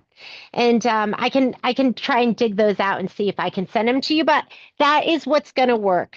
So I'm going to ask you to just trust me on this, because once you trim, so, and it's approximate, like I think I did 1/8 of an inch on this side, and then I measured over 2.5 inches, and then I just trimmed it. I didn't worry about it being perfectly 1/8 of an inch over here, because I know I'm going to sew at 1/4 of an inch, and it's going to encase that pink, and it'll encase it over here. All right. So trust me on this one. You're going to go 1/8 of an inch when we trim. And that's why I wanted you to pick a color that you could see. All right. Am I still on volume? Wouldn't it be like 1/4 of an inch on each side of your pink stitching there? So that would be your 1/4 inch, yes. Yeah, it'll be 1/4 inch from this edge over to here. And that's how that tack down is going to get encased, so you don't have to worry that there's pink.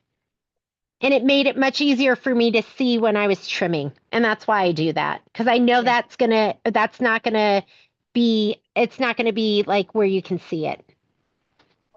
So this is part of our download of the instructions. If you go in and look, but it'll be separate. It won't be in with the instructions of the quilt. It'll be with the instructions of your quilting bundle. All right. All right. Let's go ahead. We're going to go ahead and do the quilting, put in your color. And I am still down at 600. How about that? How about hitting the threading button? If you want to go back to the beginning of that, and you're on this screen where you can go forwards and backwards stitches, this will go to the next step. This will go to the beginning of the step that you're in. I'm just going to hit that because I want all of it, all of the quilting, and let's quilt away. This is, it's 20, so we've got 18 minutes of stitching. And like I said, be active with your stitching to make sure that your foot's not getting pushed around. But you're going to see this is going to kind of skim right over the top. If I had that set at 0.6, it would be pushing my fabric all around. So you really do want to put that foot height up a little bit. And just put it back when we're done. After we're done with that project, that's why I want you to put that sticky up so that you can remind yourself to put it down.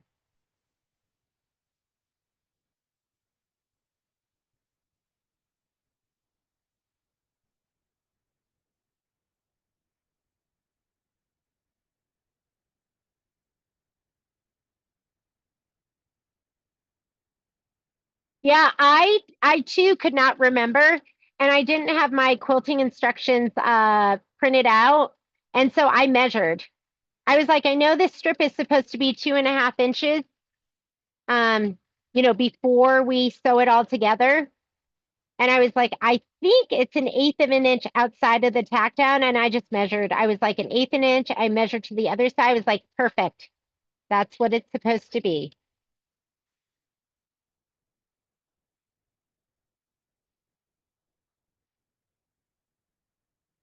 Jeannie, Yeah.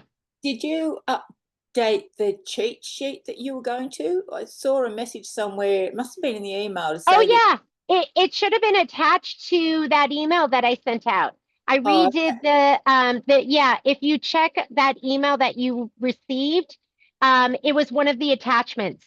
So what was there was I redid this and I added this information. So for July, I put down here, all the information about the batting and using a neutral color and 3 hoopings. And then I added information here for the quilting and just what I did, like border spring 3, first hooping, the size that I did, and then, the color that I used and all of that. Okay, thank you. Yeah. Yeah. So you should have that. And if you feel like it's still pushing your fabric too much, go back into your settings. Do one click bigger. Go 0.12 if you need to. Maybe your batting's a little bit thicker than mine.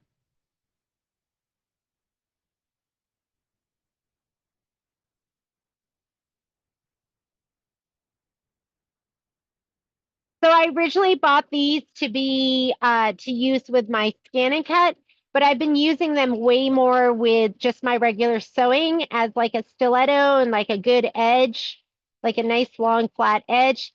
They're the spatula set, and they're on the website if you want to get them, and it comes in a set of 4, which is good for me because I can never seem to find the other ones. I usually can find one at a time. I'm like, oh, there it is. I like my variegated thread. Oh, what are you using a variegated for this? Uh-huh. Oh my God, I bet it's gorgeous. What colors are you using? It is a really, really light green to Yep. kind of almost the color that they called for, and then a dark green mixed in with it. Yeah, go for it. Go for it, folks. Don't feel like you have to use the color that they suggest. Variegated's the best. It's like Forrest Gump says, it's like a box of chocolates. You never know what you're gonna get because you don't know when the variegation's gonna change, and it's always a surprise.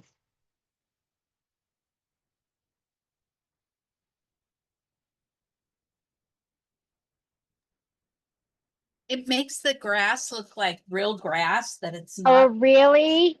What color. brand is it? Oh, it's the same ones I used for the OESD on my 10 needle. Yeah. Is it OESD variegated? No, it's Isacord. Okay. I meant Isacord, sorry. Yes. Oh, I love their threads. Their variegateds are so pretty. Here.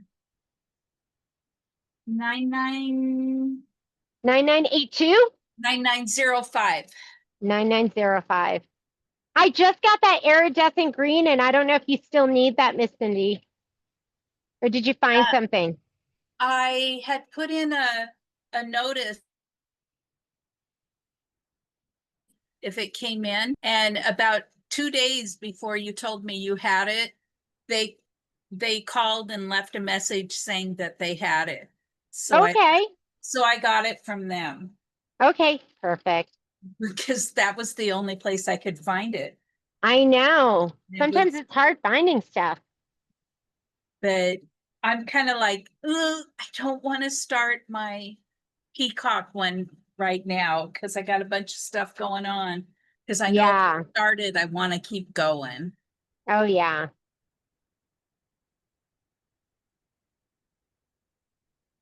But I'm going to call and talk to you before I do it and use that thread because you said there was a special way or something. I mean, this literally what I do is I like hold it and I stretch it out and I hold it and I stretch it out and I hold it. That's it. It's really pretty low tech. Why, it's in the spool up above? I did it with my 10 needle. Yeah, on the thread stand, I stood behind and I just like kind of would pull it out in sections and stretch it out and hold it and just baby it. It's beautiful, but it's a pain in the butt. So I better put it on maybe my 9 or my 10 so I can get to it easily. Yes. Yeah, I would put it on one of the outside. Because I'm sure not going to move that thing. It's heavy. Oh yeah, mine's on a table with wheels. Now, So I can just pull it forward and back. It's on Berber carpeting. Okay, you're gonna just keep going, just stitch away. I never stitch at 600 stitches per minute. I'm having trouble taking it. I'm gonna go up a little bit. Here's my settings. I'm gonna go up to 800. I just couldn't do it. I'm sorry. I am a pedal to the metal kind of girl unless I need to slow it down.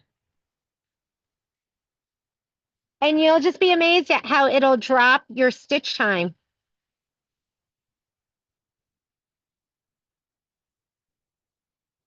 Do you ever wake up in the morning and all you can think about is going back to bed?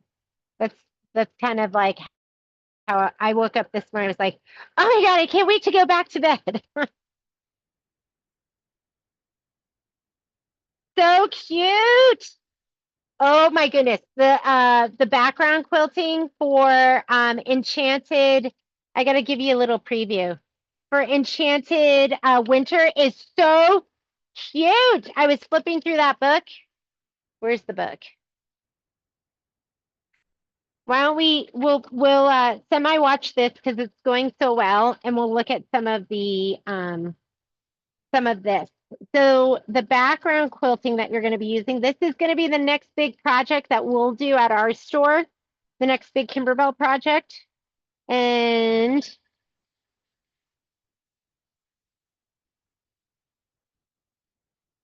this is the quilting bundle. But I loved the winter border. I just thought that was like so adorable. Which one else did I love? I mean, the snowflakes were so cute, the trees.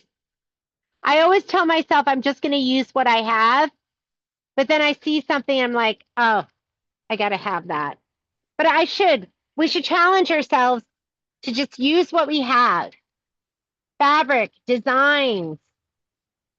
Jeannie, can you just buy the quilting designs for that, or do you have to buy the whole design? Oh yeah, you could just buy the quilting bundle.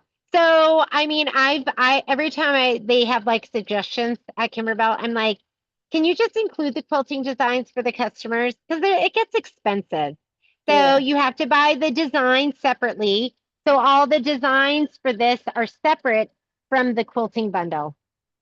Okay. So, but I was looking at it and I printed it out and I was like, oh, it's so sweet. The little houses. And if it is tone on tone, you know what I'm going to do, Cindy? I'm going to challenge myself to use something more visible. But these are the designs in here. I really like this. I don't think this is going to be too hard for us to get through. There is a lot of basic applique and straightforward embroidery on this. And then there's a couple of things that are going to be a little more complicated. You know what, Jeannie? It seems like if you can wait a year, that they always go half off. Do they really? Yeah, like right now, last year's quilting bundle, maybe it was last week. You know how they had the 3 deals a week? It was like half off. Yeah, it should be 0. It should be included. Yeah. So as an instructor, they do send us designs so that we can get everything stitched out beforehand. But in the beginning, we had to buy all the designs and all the quilting. So that was a newer thing for us. They started including that for us maybe a couple of years ago, but I used to have to purchase everything too, just like you guys. So they do, as a courtesy for us, they do give that to us. So I haven't bought quilting designs in a while, but I only get the designs that are in the quilt. So I only get the one size, you know what I mean? So, like the quilting bundle, if there's like 20 or 30 different designs, maybe I'll get a handful of them that I need to complete the project. But yeah, that makes a huge difference. Having Jeannie? yes, Jeannie, did you ever do the cuppeteer? I did. I mean, Is well, it videoed? it's videoed up until the embellishments. And then I think I had like an oopsie and then it got thrown in the pile and I have not been able to pick it up again. I Yeah, mean, my whole top is pieced and it's just the embellishments that I have left. because But that's yeah, one of the it's videoed. that's the one that they put last week for like $19 for the Wow. disc and that. And then you had That's a great deal. embellishment was half off. And I'm going to use my quilting from the Christmas one that we just did. Yeah. I'm gonna use that quilting patterns because it's Oh all yeah, hot. there's no reason you couldn't just use that because it's so cute. You could use like what was the last Christmas bench pillow? Um, I just loved that one, but you could use that. You could use any of the designs. Is that the Yeah. Candy Lane one? Yes. Oh, I loved that one. I've Yeah. been So trying to whatever get works. that. Been trying to get that and I just can't. It's not available.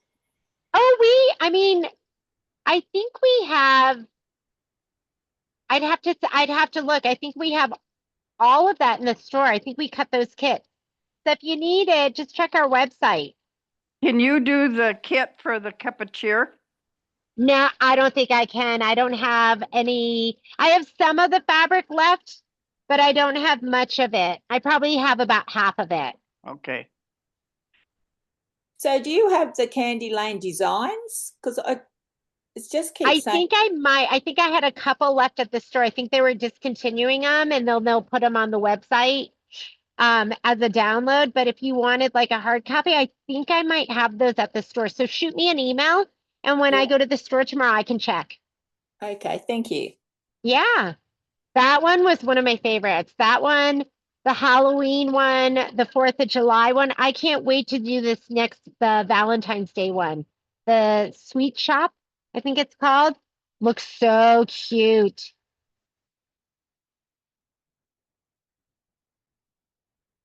Okay, 800 stitches per minute makes a huge difference. And then we're going to rehoop. I think we're doing good because, wait, it's almost 6. So it's almost, is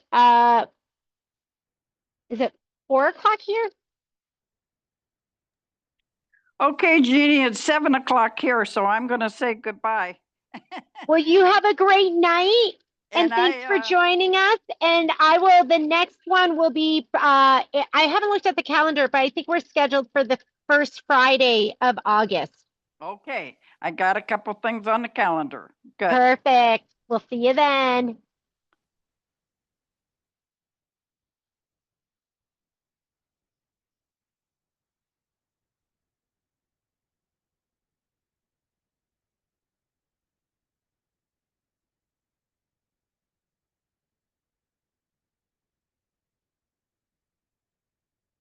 Looks great. Oh, I'm wishing I used variegated, but I'm a big chicken.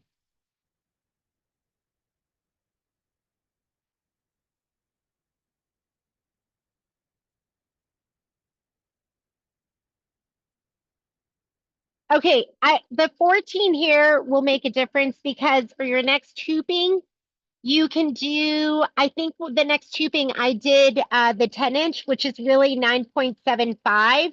And it'll give you room in your hoop to lay it down because if we did another 14, it has to be laid down perfectly because you don't have any room to move the 14 up and down.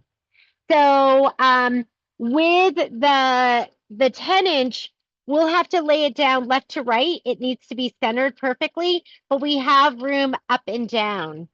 We're going to want to put that design in and we'll probably stretch it a little bit to fill the rest of the space that we have here. I think that's what I did, but I can't remember. I might just be making that up in my head, but we need the design to fill from here to here. Yeah, you did stretch it because I watched. Did I stretch it? Uh-huh. Okay, mine's done. Can you see? Is it? Oh my God, you're super speedy, girl. Let me see. Can you see the variegated? Oh, I'm going to spotlight you. Hang on just a second. Can you hold it like more upright? Oh yeah, that looks good. That looks really cute. Looking good, Miss Cindy. To do it different. I know, it's such a good feeling when you nail it. When you're like, that's right. We'll see you later, Miss Cindy. Have a good dinner. All right. You guys ready to rehoop? Okay. What I'm really going to focus on, we really don't have much room left or right.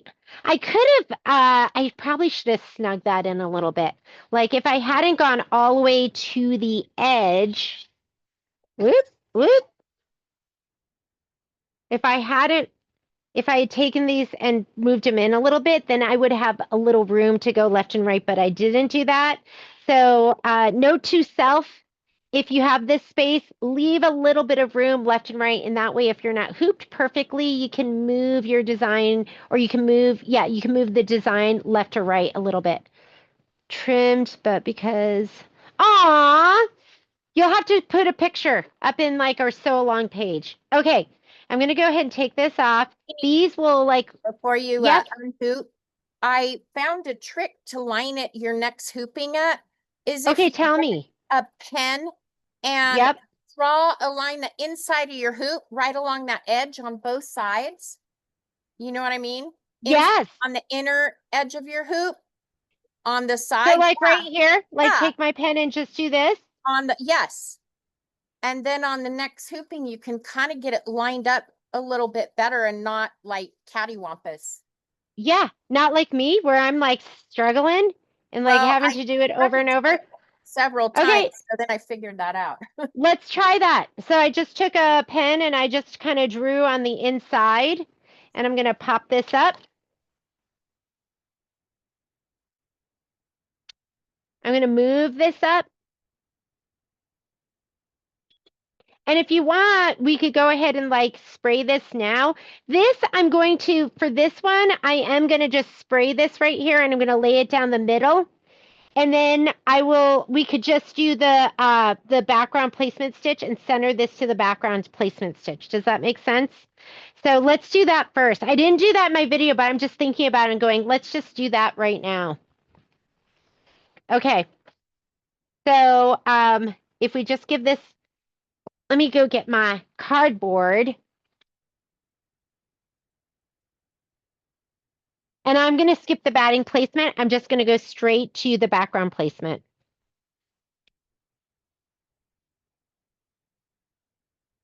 And we don't need all this extra. I like that suggestion. Was that Lori? Yeah, it took me a Thank long you, Miss Lori. figure it out, but it's helped. Yeah. Do you know how many times I've done like it like 10 million different ways? And that is I'm cutting this a little bit longer. I rather it be longer than shorter, and then and then I'll deal with getting rid of the extra.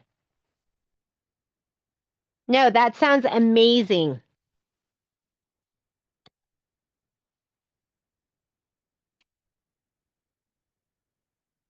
Okay, I am gonna flip this back and I'll go ahead and spray this. Maybe we'll do it this way, and that way.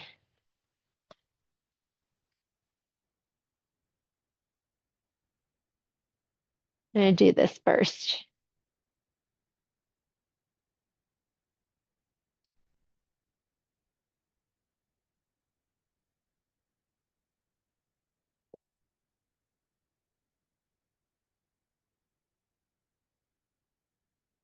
Okay, I'm gonna take this and I'm gonna lay it down the center.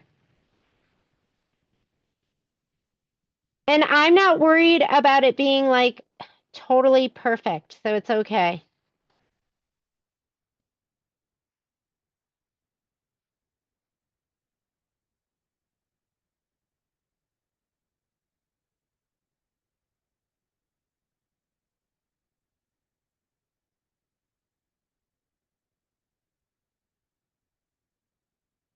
I like suggestions. So if you have like something that you find super helpful, you're like, I get perfect placement every time, and this is how I do it. You can share that with us. All right. Just want to make sure those are good and those look great. I'm not going to spray the rest of it right now because I just don't want it to be so sticky while I'm working on getting this placed. I'm going to pop this up. We have all of this space here down below. I'm going to move this over. And we have those lines that we marked. I know that, hang on, let me get rid of this mat. So I have a flatter area.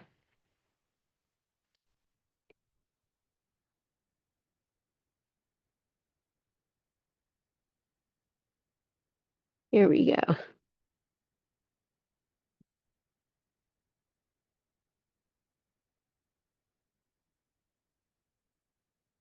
I want to, you have no sew.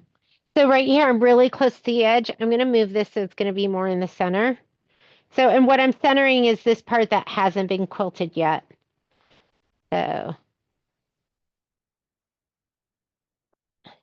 this is going to go down on top of this. And look at that line is right in there. So I can use that. I'm going to open this a little bit because now it has to go down over that part that has been quilted.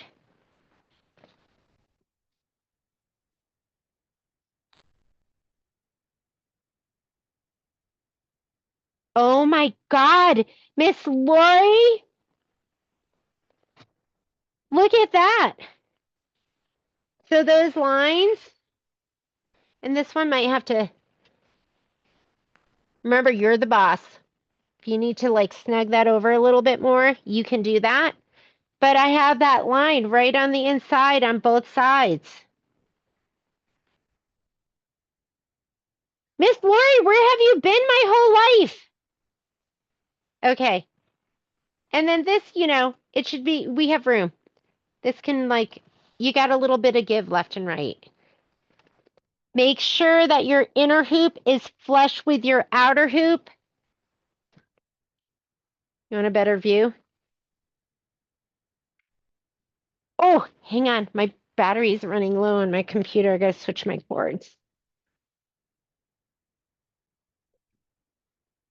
I never thought of doing that. Pull out your wrinkles. I'm ecstatic.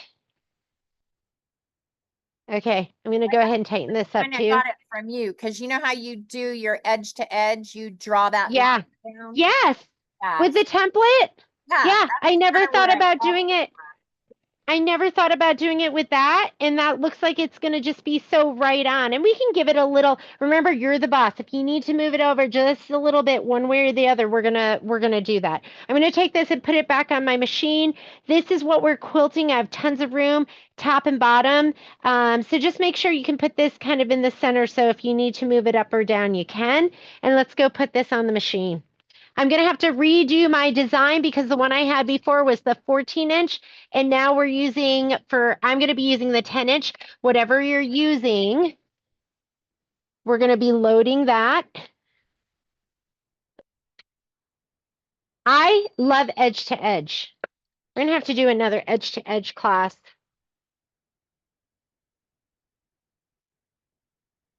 All right. I'm going to go home. I can't remember. I think I'm going to load all three. Did I load one first? I can't remember. I know I did it, and then I was like, oh, I should have done it this way. So I'm going to go ahead and get one design. Let's go to, which one was it? This is the one I want, the 9.45, because that's all I'm going to need. So I'm going to go ahead and set that. And let's move this one all the way to the left. So here's my move.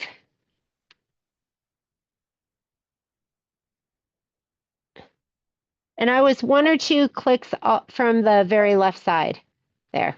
I'm going to do like that. I'm going to go OK, and I'm going to make a copy. Go to my move keys. That's either going to look like this or the word move. Hit the center button. And then I'm going to do that one more time. Make a copy. Go to your move keys, hit the center button, and move it all the way to the right. And those are independent. We can move it like up or down. If one needs to go a little up, one needs to go a little down. Let's go ahead and say OK. And I love that the projector you can use your projector in your edit with the Avenir. You can use it in your edit page. If you don't have the Avenir or the Radiance, you have to be in your layout page.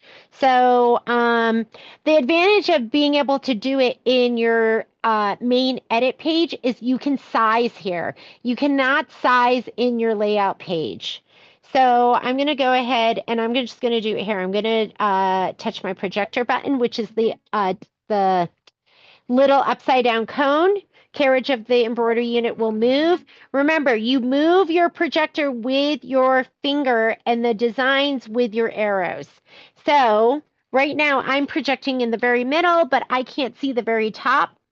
And I'm going to kind of pull this back because I want it to be kind of even with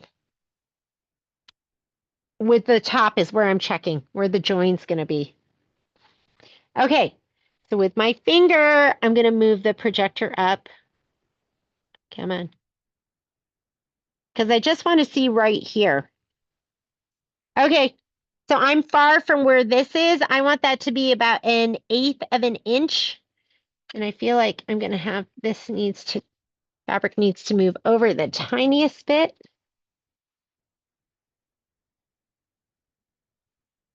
And I'm going to move that up. I'm going to go to my move arrows. And I'm going to go ahead and move my design up. Okay, I can't get my projector Oops. to move. What are you supposed to do?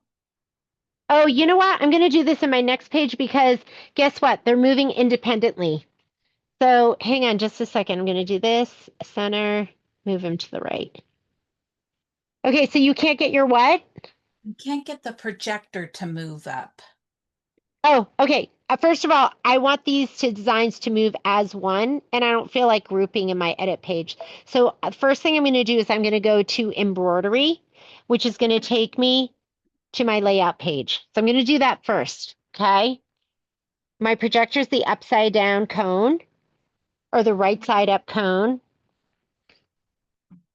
So you need to touch somewhere in this box area, or if you have the luminaire somewhere in the box with your finger, and you hear that click, it went beep. I know I have my projector. I'm just going to move it up. But sometimes you hit it like right now, I know it's going to move that. See how I'm hitting it and there's no beep? That means it doesn't have my projector. There, I've got the corner and now I can move it around. So you just might need to touch it in a different spot for it to register. Did you get it?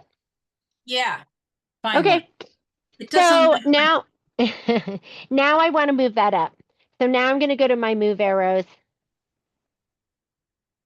And I want it to be, I'd say, oh, why are these not together? I don't know why that didn't move together. Ooh. Hang on. Am I in my layout page? No. Okay, now I'm in my layout page. Okay. I was still in my edit page.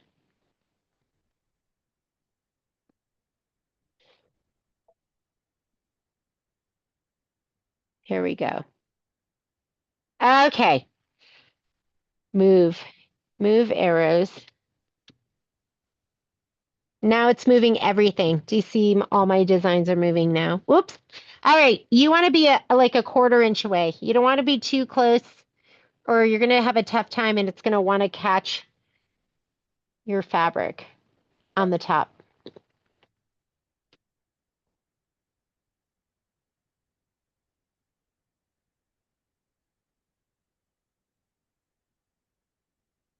Okay, that's pretty good, but I still think mine's a little bit too close to the fold.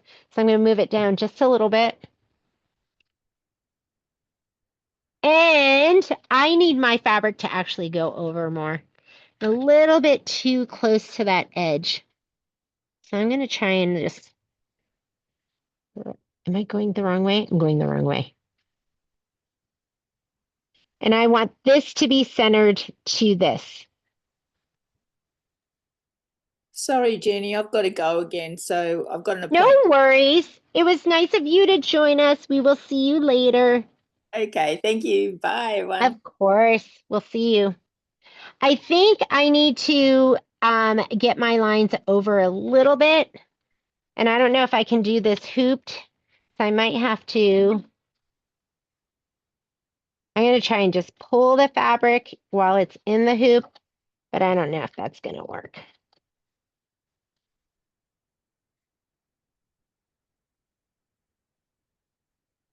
And push it down because you don't get a good representation if it's just kind of up. You almost have to push your fabric down. I'm going to check all the way to the left. Again, I'm going to move my projector with my finger. I want to look over here. That doesn't seem right, that my design is like that. Hang on.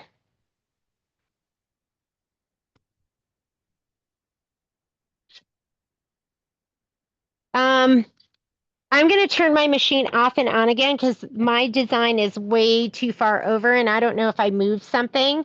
So if ever your design, like I'm looking on my screen and it should be more centered and it's not.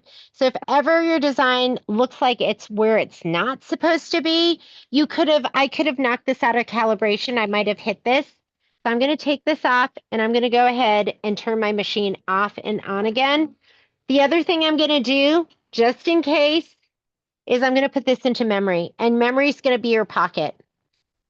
So I'm going to put it on the machine in memory, and now I'm going to turn my machine off and on again. And I think I'm just going to rehoop the tiniest bit. I'm just going to take this out and move it a little bit over because I can't seem to get it just right.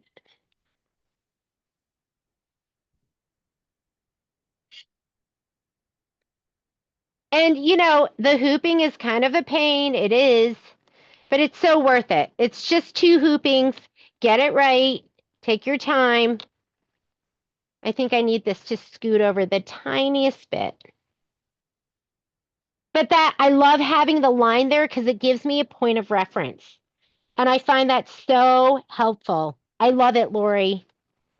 Lori, you made my day. Thank you.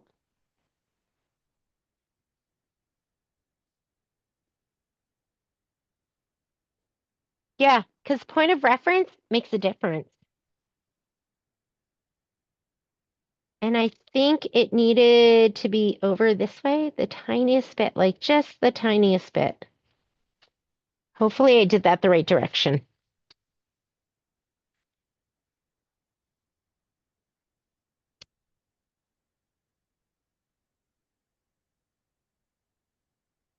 Did you know that this works on this screw too? It's just, it's the best. And you want to just tighten it to where it's comfortable. Should never be cranking it down. But you're going to be able to like tighten it so much better than if you were just, using your fingers. Okay, let me slide this back on.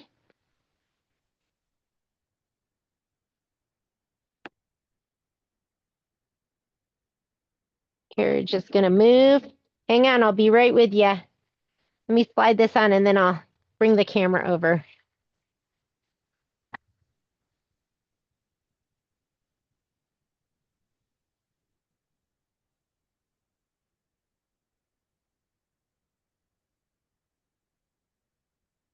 What's happening? What am I stuck on? Something is, oh, there's a strap up here it got stuck on. Like that was strange. Okay. And it didn't resume, so I'm glad that I saved it. Should be this one. Set. I'm going to go embroidery. Let me flip my fabric. Make sure it's not folded under. And if you're beyond me, just go. Just, I would skip the first 2 steps and do your background placement. That's what you want to do. I'm going to go ahead and turn on my projector.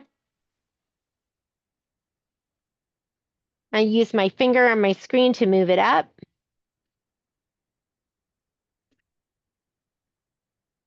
Oh, I totally moved it the wrong direction.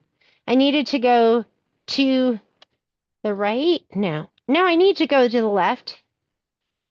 I need to go to the left more. And you know what I can do? This is what I'm going to do. I'm going to leave it the way it is. I'm going to use, because I just need to go left and right. And as long as the one all the way to the right is good, is that my, let me check the one, I'm sorry, the one all the way to the left and the right, and I can just move the middle one independently in the previous screen. So this needs to go. That,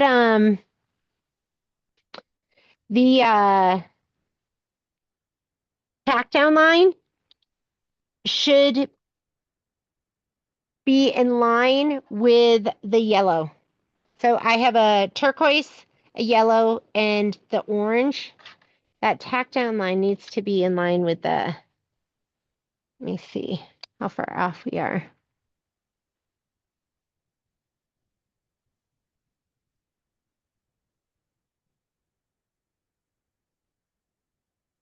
There. The batting is going to be in here. So,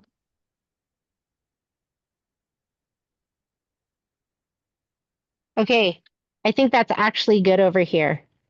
I'm just going to go ahead and hit my move arrow, and I'm going to scoot this down the tiniest bit.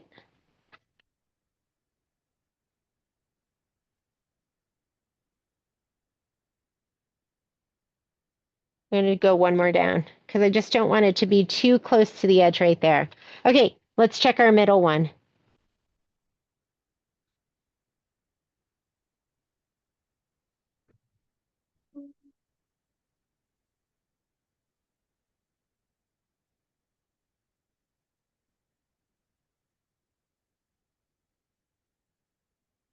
Actually, that looks really good too.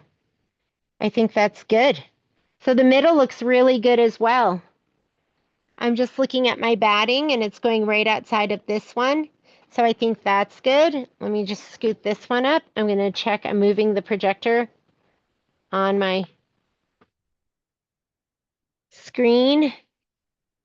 This one. Yeah. And I can't see it right over here because of the foot, but I think that looks really good too. I think I'm good to go. It's better than I thought. So let's go ahead. We're going to do our, I'm going to skip some steps. I think that's cool, good enough. Sometimes good enough, perfect, you don't want to go there because it's just going to be too much to deal with. So I am going to go to, I got to turn off my projector. I'm not seeing all of my options because my projector is still on. So I'm going to turn my projector off. I'm going to go to my color group. And that way it'll do all the placement, everything all at once. I'm going to go to this button down here where I can go forward and backward stitches. And I am going to skip my batting tack down because I already sprayed it down to the center of my background fabric. So I'm going to skip the batting placement. I'm going to skip the batting tack down. I'm going to go straight here to the background placement. So you can do it one of two ways. I can hit this 6 times because there's 3 placements, 3 batting placements, 3 batting tack downs, or I can just touch with my finger right in that orange bar. Or can I? Where's my stylus? I should be able to just touch in here. Maybe not. Okay, let's just do this. Let me see if I can touch it now. Nope.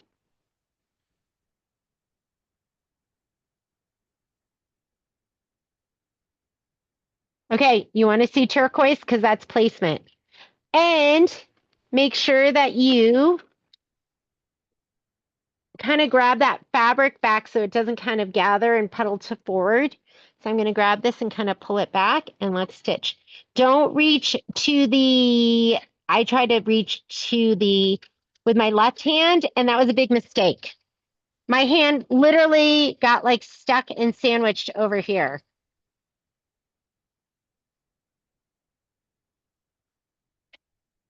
Don't worry about that. I don't worry about any of my peckers. We'll get them out. Okay, next one. Kind of pull this back a little bit. Oh, it's perfect.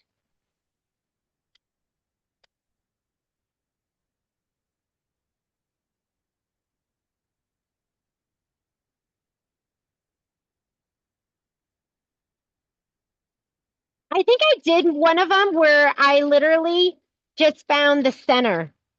I found the center top and I just made sure it was in the center of this one and that it was a little bit down and it worked out fine. I can't remember which one that was. I didn't even worry about the left and the right. I just found the very center of the middle one. And I made sure I was about 1/8 of an inch down. I was like, oh, let's hope this works. And it did. It might have been something that I did for Star Spangled Beauty.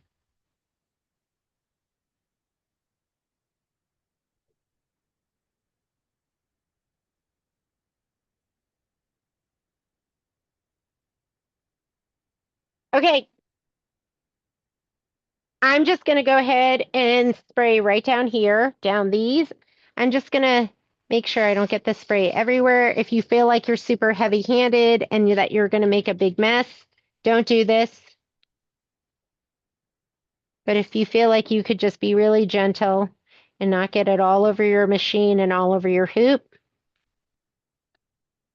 I don't know if you can hear that, but it's barely coming out. I'm like spraying so lightly. And I'm going to go ahead and lay each one of these down. I'm just going to go ahead and center it to that placement stitch.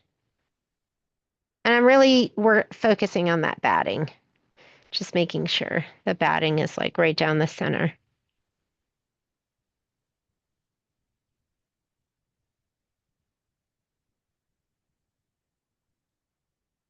I have one hand underneath. I'm just smoothing it down. Okay, let's do this one over here. And I'm not worried about it being perfect. It's going to look perfect once I'm done.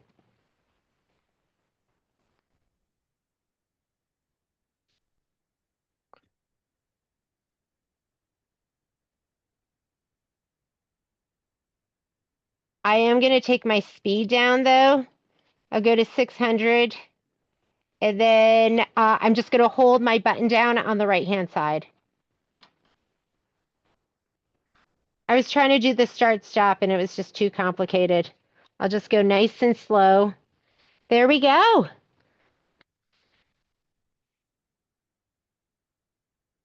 Okay, you ready? I'm going to say okay. You do want the tack down. I am going to put the azalea back in so I can trim to that. A nice bright color that I can see. You know, I don't like doing borders, so I'm glad that this is kind of out of the way. Although I think there is an inner border, an outer border. I think there's a lot of other borders we're going to be stitching. Might be in December. All right, go ahead. I'm going to hold this down. Actually, I'm at 800, right? Whoops. Hang on. Didn't hit my threading button.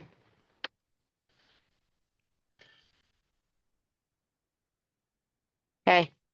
And I'm over maybe like 1/8 of an inch. I'm okay with that. I'll just trim. It'll be totally fine. When it gets to the very bottom, I'm going to hit the, oh, you know what I didn't do? I didn't stretch it. I didn't check the bottom part. Hang on. Should I just leave it? Because it's going to come to here and then we'll go ahead and stitch over or, all right. I'm so sorry about that. I didn't check it. I'm going to leave mine. And I'm going to leave mine because it's just, maybe there's going to be a little 1/2 inch. And because if we stretch it, it's not like it's going to just stretch. It's going to stretch on this side and it's going to stretch on the top and the bottom. And I apologize. I'm just going to leave mine though, because I'll have like 1/2 inch where there's not going to be any quilting and I'm going to be okay with that. So hopefully you're okay with it. I'm just going to go ahead and leave mine. But I am going to go ahead. I must have What been was a little bit farther than you because mine came out just perfect. it It's got, did? yeah, it's got maybe a half an inch on the end, but I figure Yeah. seam, it's gonna be fine. Yes. I'm about 3/4 of an inch. And so a 1/4 inch in, I'm going to be about half an inch away. I'm okay with that. I'm just going to leave mine. But if you're just watching this, don't forget to stretch it. I did stretch it in my other video. Sorry, guys. Okay, just going to hold this down and let it stitch really slowly.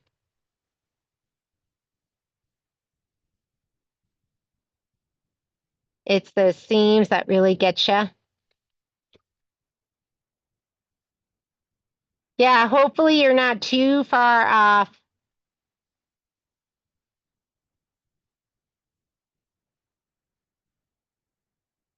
You know, when you get so excited, you're like, okay, it's lined up and it's lined up well. And you forget about the other stuff that you have to think about too.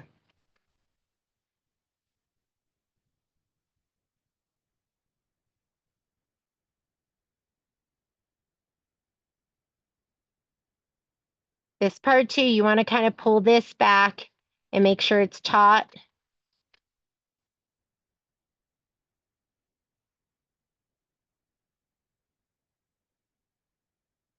Okay, now it's going to come on over here. This one side, just let it go.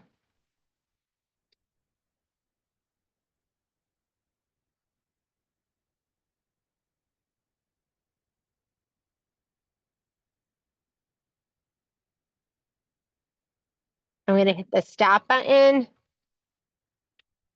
And I'm going to hit I'm holding down my start stop button.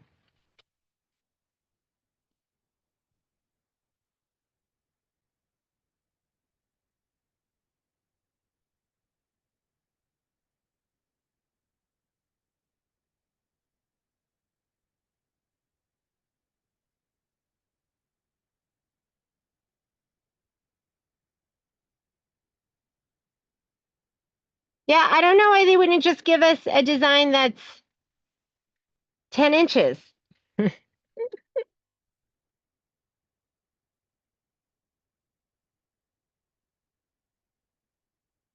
I'm sorry.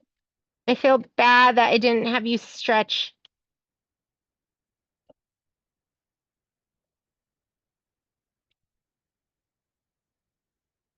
We'll see you, Lori. Have fun. Okay, next one. Ooh, that one's like perfect. That one is like right in line.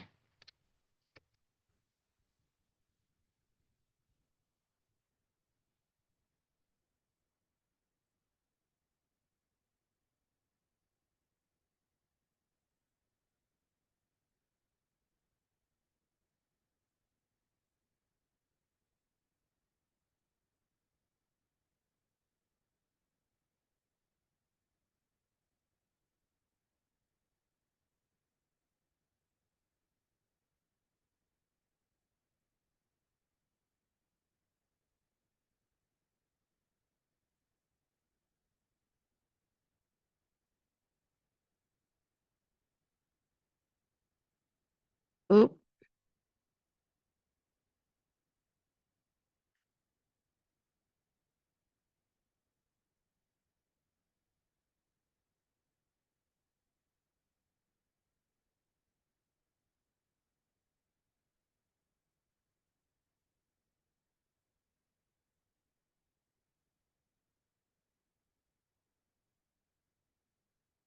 Okay, let's change out our thread. We're gonna put whatever thread you're quilting with.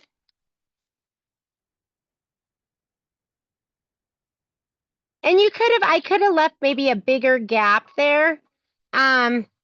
If I'd left maybe half an inch there or something, then this would have moved down without me stretching it. But I should have just stretched it. Anyways, it'll be fine. Nobody will notice. It's gonna look gorgeous.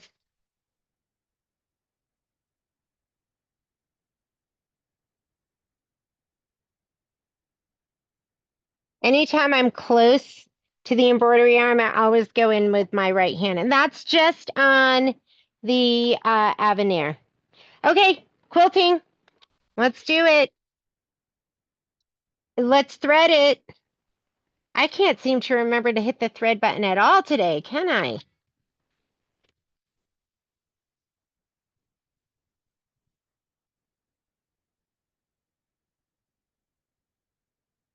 All right. And we've got 9 minutes of quilting to go. And then we're going to press and trim these, and these will be done.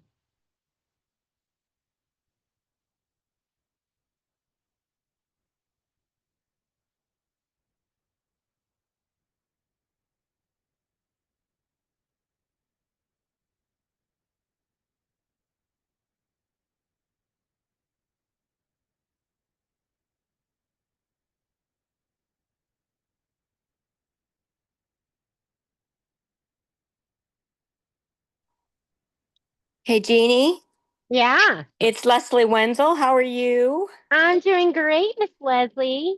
I'm so glad you're back. Yeah, Selfish we of were me, but ready. I'm so glad you're back. We were ready to come home too. Ah.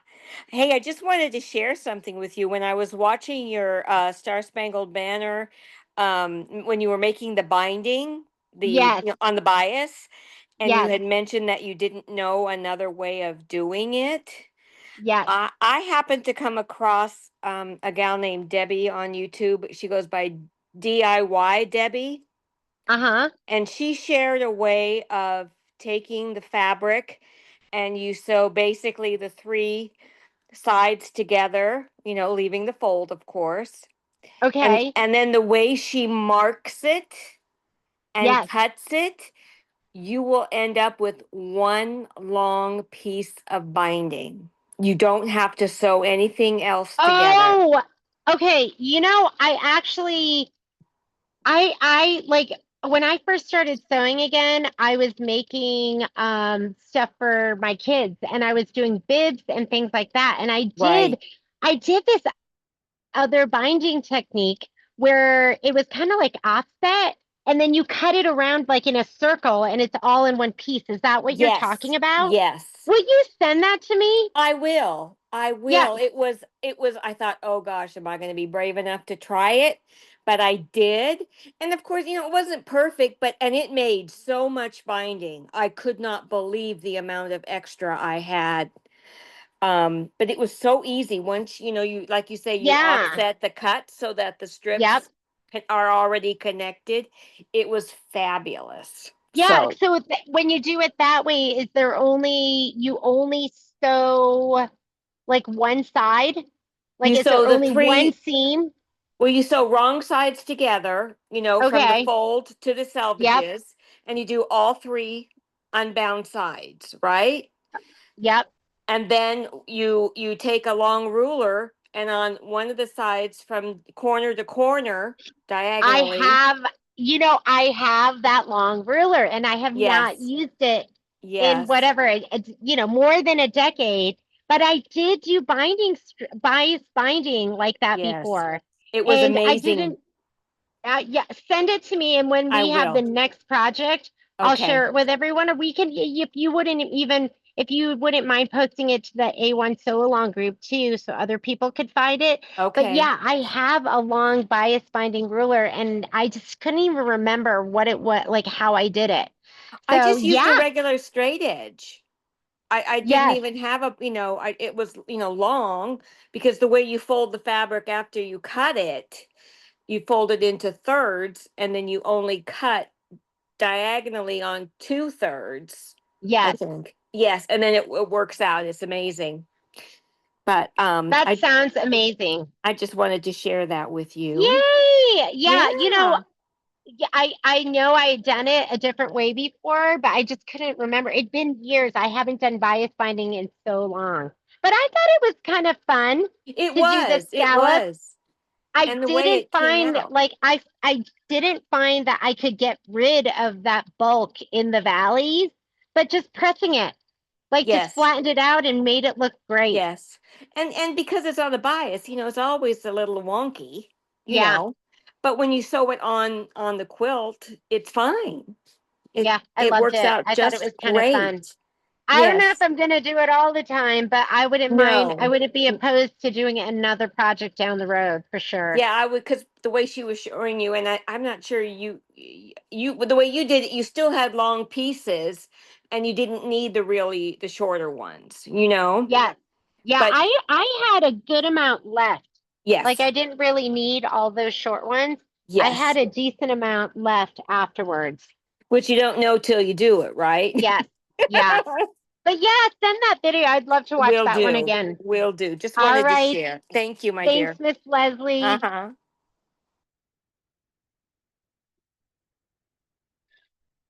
You might as well get your iron heated up because we're going to be trimming these out.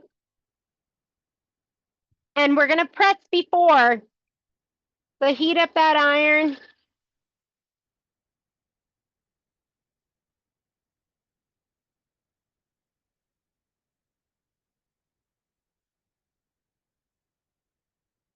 Miss Liz, you stitching with us?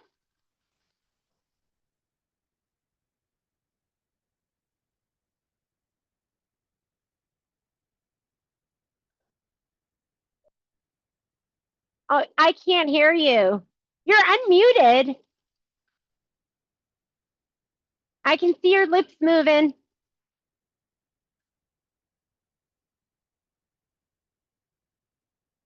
Can you hear me now? Yes, I can. Oh, good.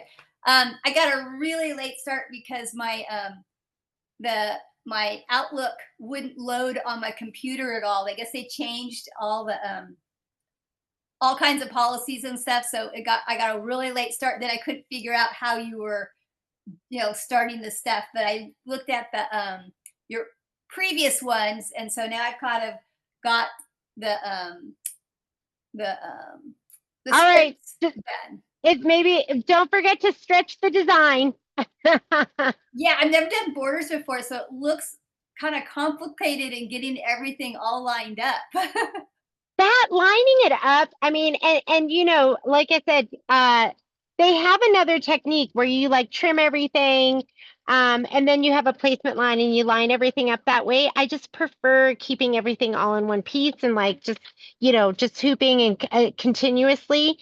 So, that's the one thing that takes time, I think, is just getting that lined up. So I think it's worth it. I think it's worth it when you do it and everything's all in one piece and you don't have to like trim it and then do the placement line. So you can do it, Miss Liz. I hope so. Well, hopefully everything will work out. It seems like 90% of the time, there's always something that goes wrong when I'm trying to do a Zoom and get way behind. I totally get that 90% of the time. And I totally get that something always goes wrong. It's usually technology. There's something with the technology that throws it all off, but it's usually me. in my case, it's usually me. is there another one? Is there prep stuff that we need to prep for the whole pumpkin? That is so good. I wanted to talk to you guys about that. So while it finished stitching that out, I've got my Minky conversion. That's what you're seeing on top. But what you're gonna have for August is going to be this.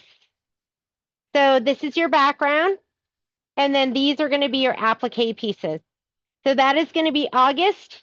And then for September, this is what you're going to have for September.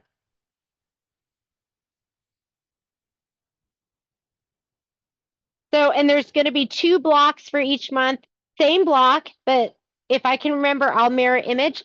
So this is going to be September, and this is going to be August. Just like that. And I went through and I pulled out the other stuff. I can't remember if this is,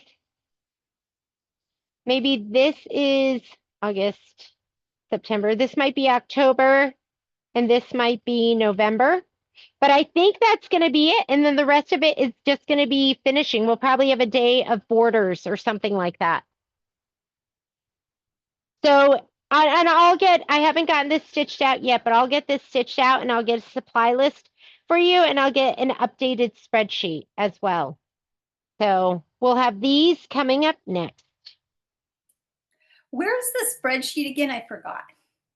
So I did send it to you, but it should be actually, honestly, I don't know if it's updated on the site. I'll have to check that. But the spreadsheet, I sent it in the last email, the updated spreadsheet, but it should be on the website under Wallflower. So I haven't reminded and given it to Graydon. So I'll send it to Graydon and have it put it on the website as well. But your most up-to-date spreadsheet it's going to include the July blocks, the July piecing in the hoop, and then quilting your border pieces. So that was added. Yeah, because I didn't cut everything at the beginning, so I'm always cutting as I'm going. So I have to like figure out. It's like, okay, what material are we using, and what are their sizes, and Yeah, and I'll try to send you the supply list with like the picture of like what you need as well. And I'll get that done maybe I don't know, maybe next week, this weekend or next week. And these are done. And you're going to see like I'm probably about like 3/4 of an inch off. We'll have a 1/4 inch seam allowance. So I'm probably about 1/2 an inch away. So I don't think it's going to be that bad. Let's go ahead and take this off. My iron is heated up. We're going to press and we're going to trim.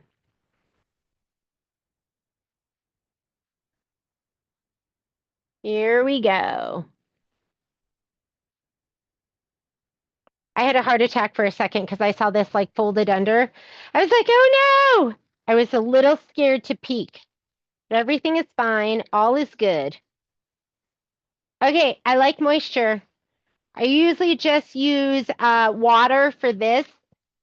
When I'm piecing and I'm pressing seams open, then I use best press, but otherwise just a little moisture is good enough. I'm gonna iron in the direction of the strips. We are almost done with these. You want these to be flat before we trim.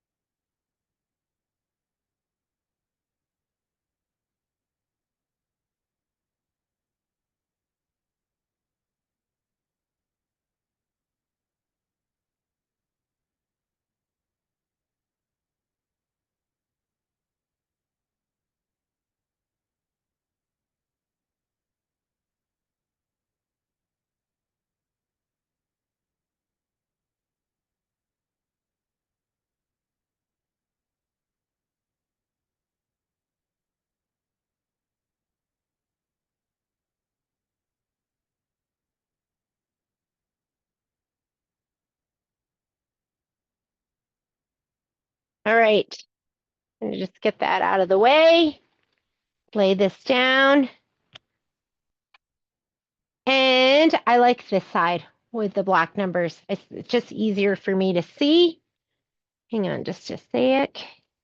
And I am going to go ahead and, sorry, I know you're getting a glare from my light. Let me see if I can get that out of the way. So instead of measuring over 1/8 of an inch here and 1/8 of an inch here, because I want this to be 2.5 inches, I'm going to measure 1/8 of an inch all the way up one side, and then I'll measure 2.5 inches over from that side. That's going to be more accurate in case your line maybe isn't quite perfect, or when you're stitching, it pulls in a little bit. So let's go 1/8 of an inch. And so I'm just going to put it on this rightmost line right here, and then I'm going to cut.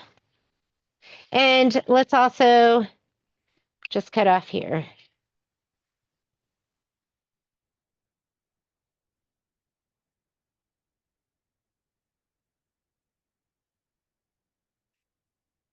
And I will move my ruler around as I go.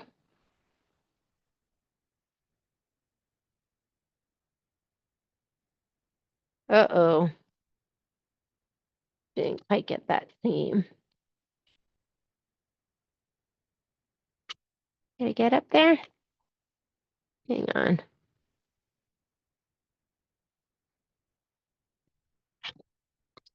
There we go.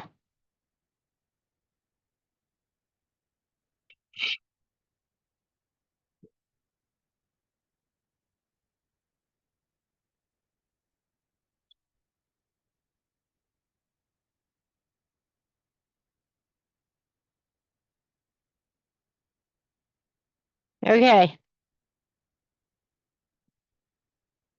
I can flip it, and now I'm going to measure 2.5 inches from that side. So there's my 2.5 inch.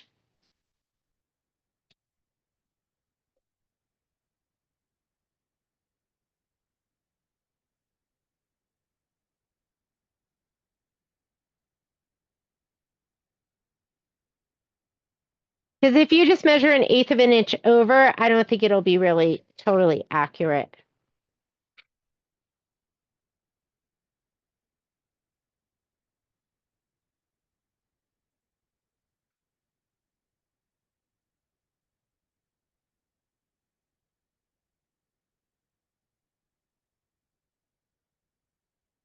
Okay, and then these are going to be 25 inches. So I actually left mine, and I was like, I'll trim these down later as I see fit. So I might just go right to this edge. Well, so I'm going to just leave the length of it for right now. And I'm just going to trim these down 2.5 inches. So I'm going to go 1/8 of an inch over from the pink line, which was my background tack down.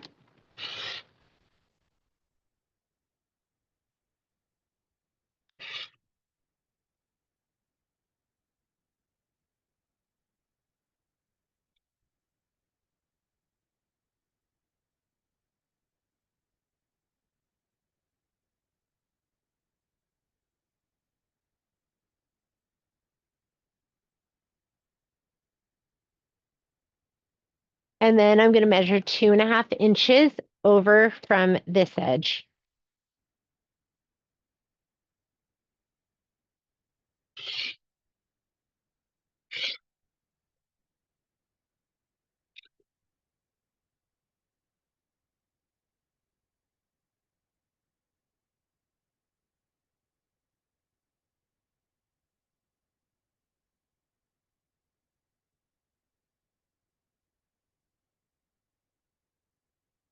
And you can see like it's a little bit, this is 1/8 of an inch. It's a little bit more than 1/8 of an inch on the other side, but that's okay because it is less than 1/4 of an inch. So that seam is going to get encased.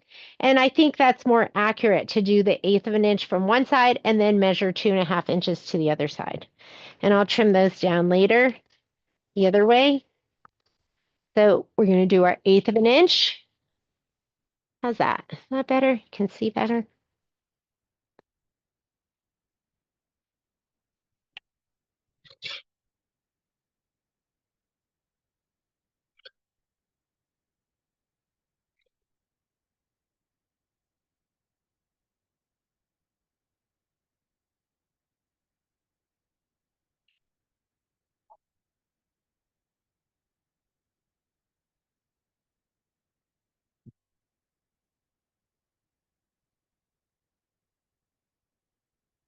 And 2.5 inches.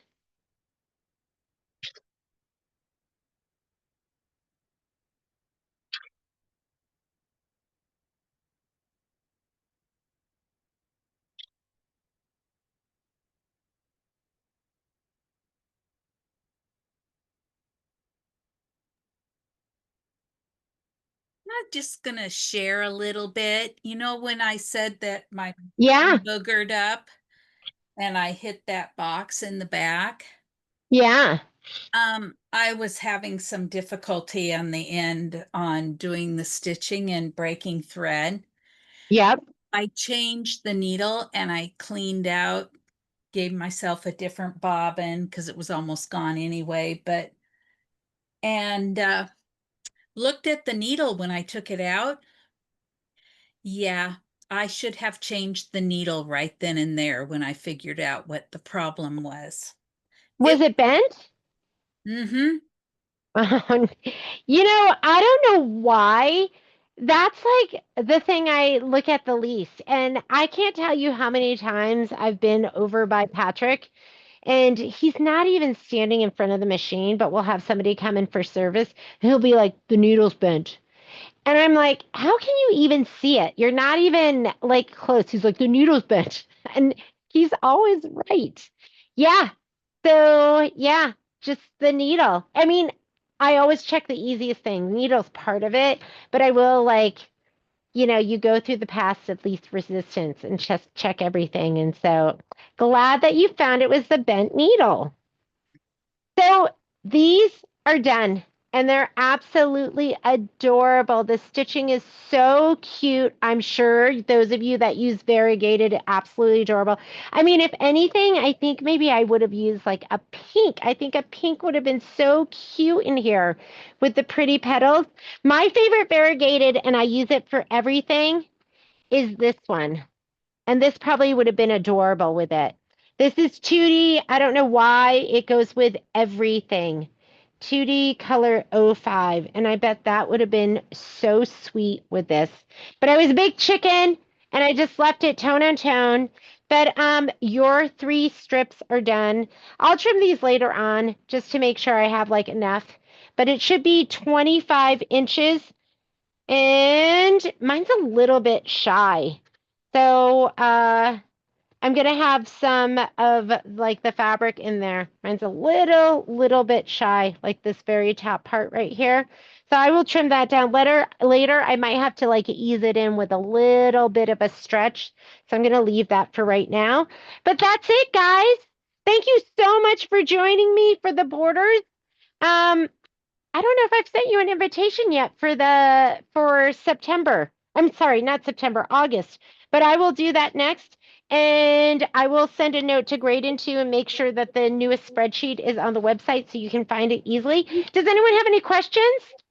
Quick question, Jeannie. For Friday, for the Hello Pumpkin, is there prep that we need to get ready for that? No, because you have all the kit. I did send a note. We're going to start with the plushies. So Michelle will start with those, and you should have everything. Yeah, I have the kit. So no prep. I mean, have your thread ready to go with it. You should have your stabilizer in your kit, and you can just roll out of bed and show up. All right. All right. Thank you. Oh, Jeannie? Yep. Are you talking August 1st, please?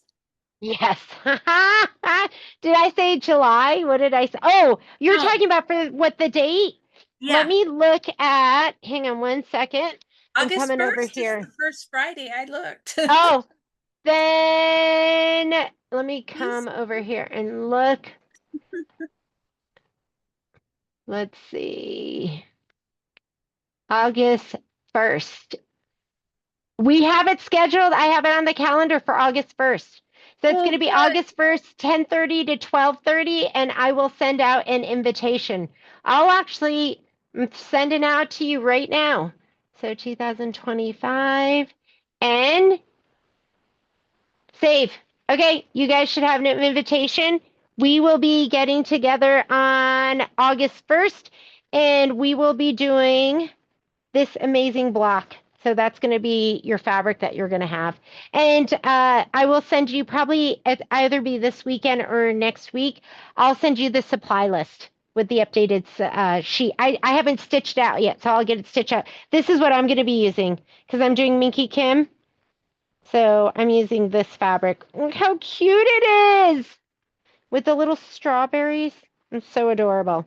So I'll be stitching that out, and that's the video that you get, and then we'll stitch together on August 1st. All right, guys. Any other questions? Well, have a great night, and I will see you tomorrow on the live feed. Bye.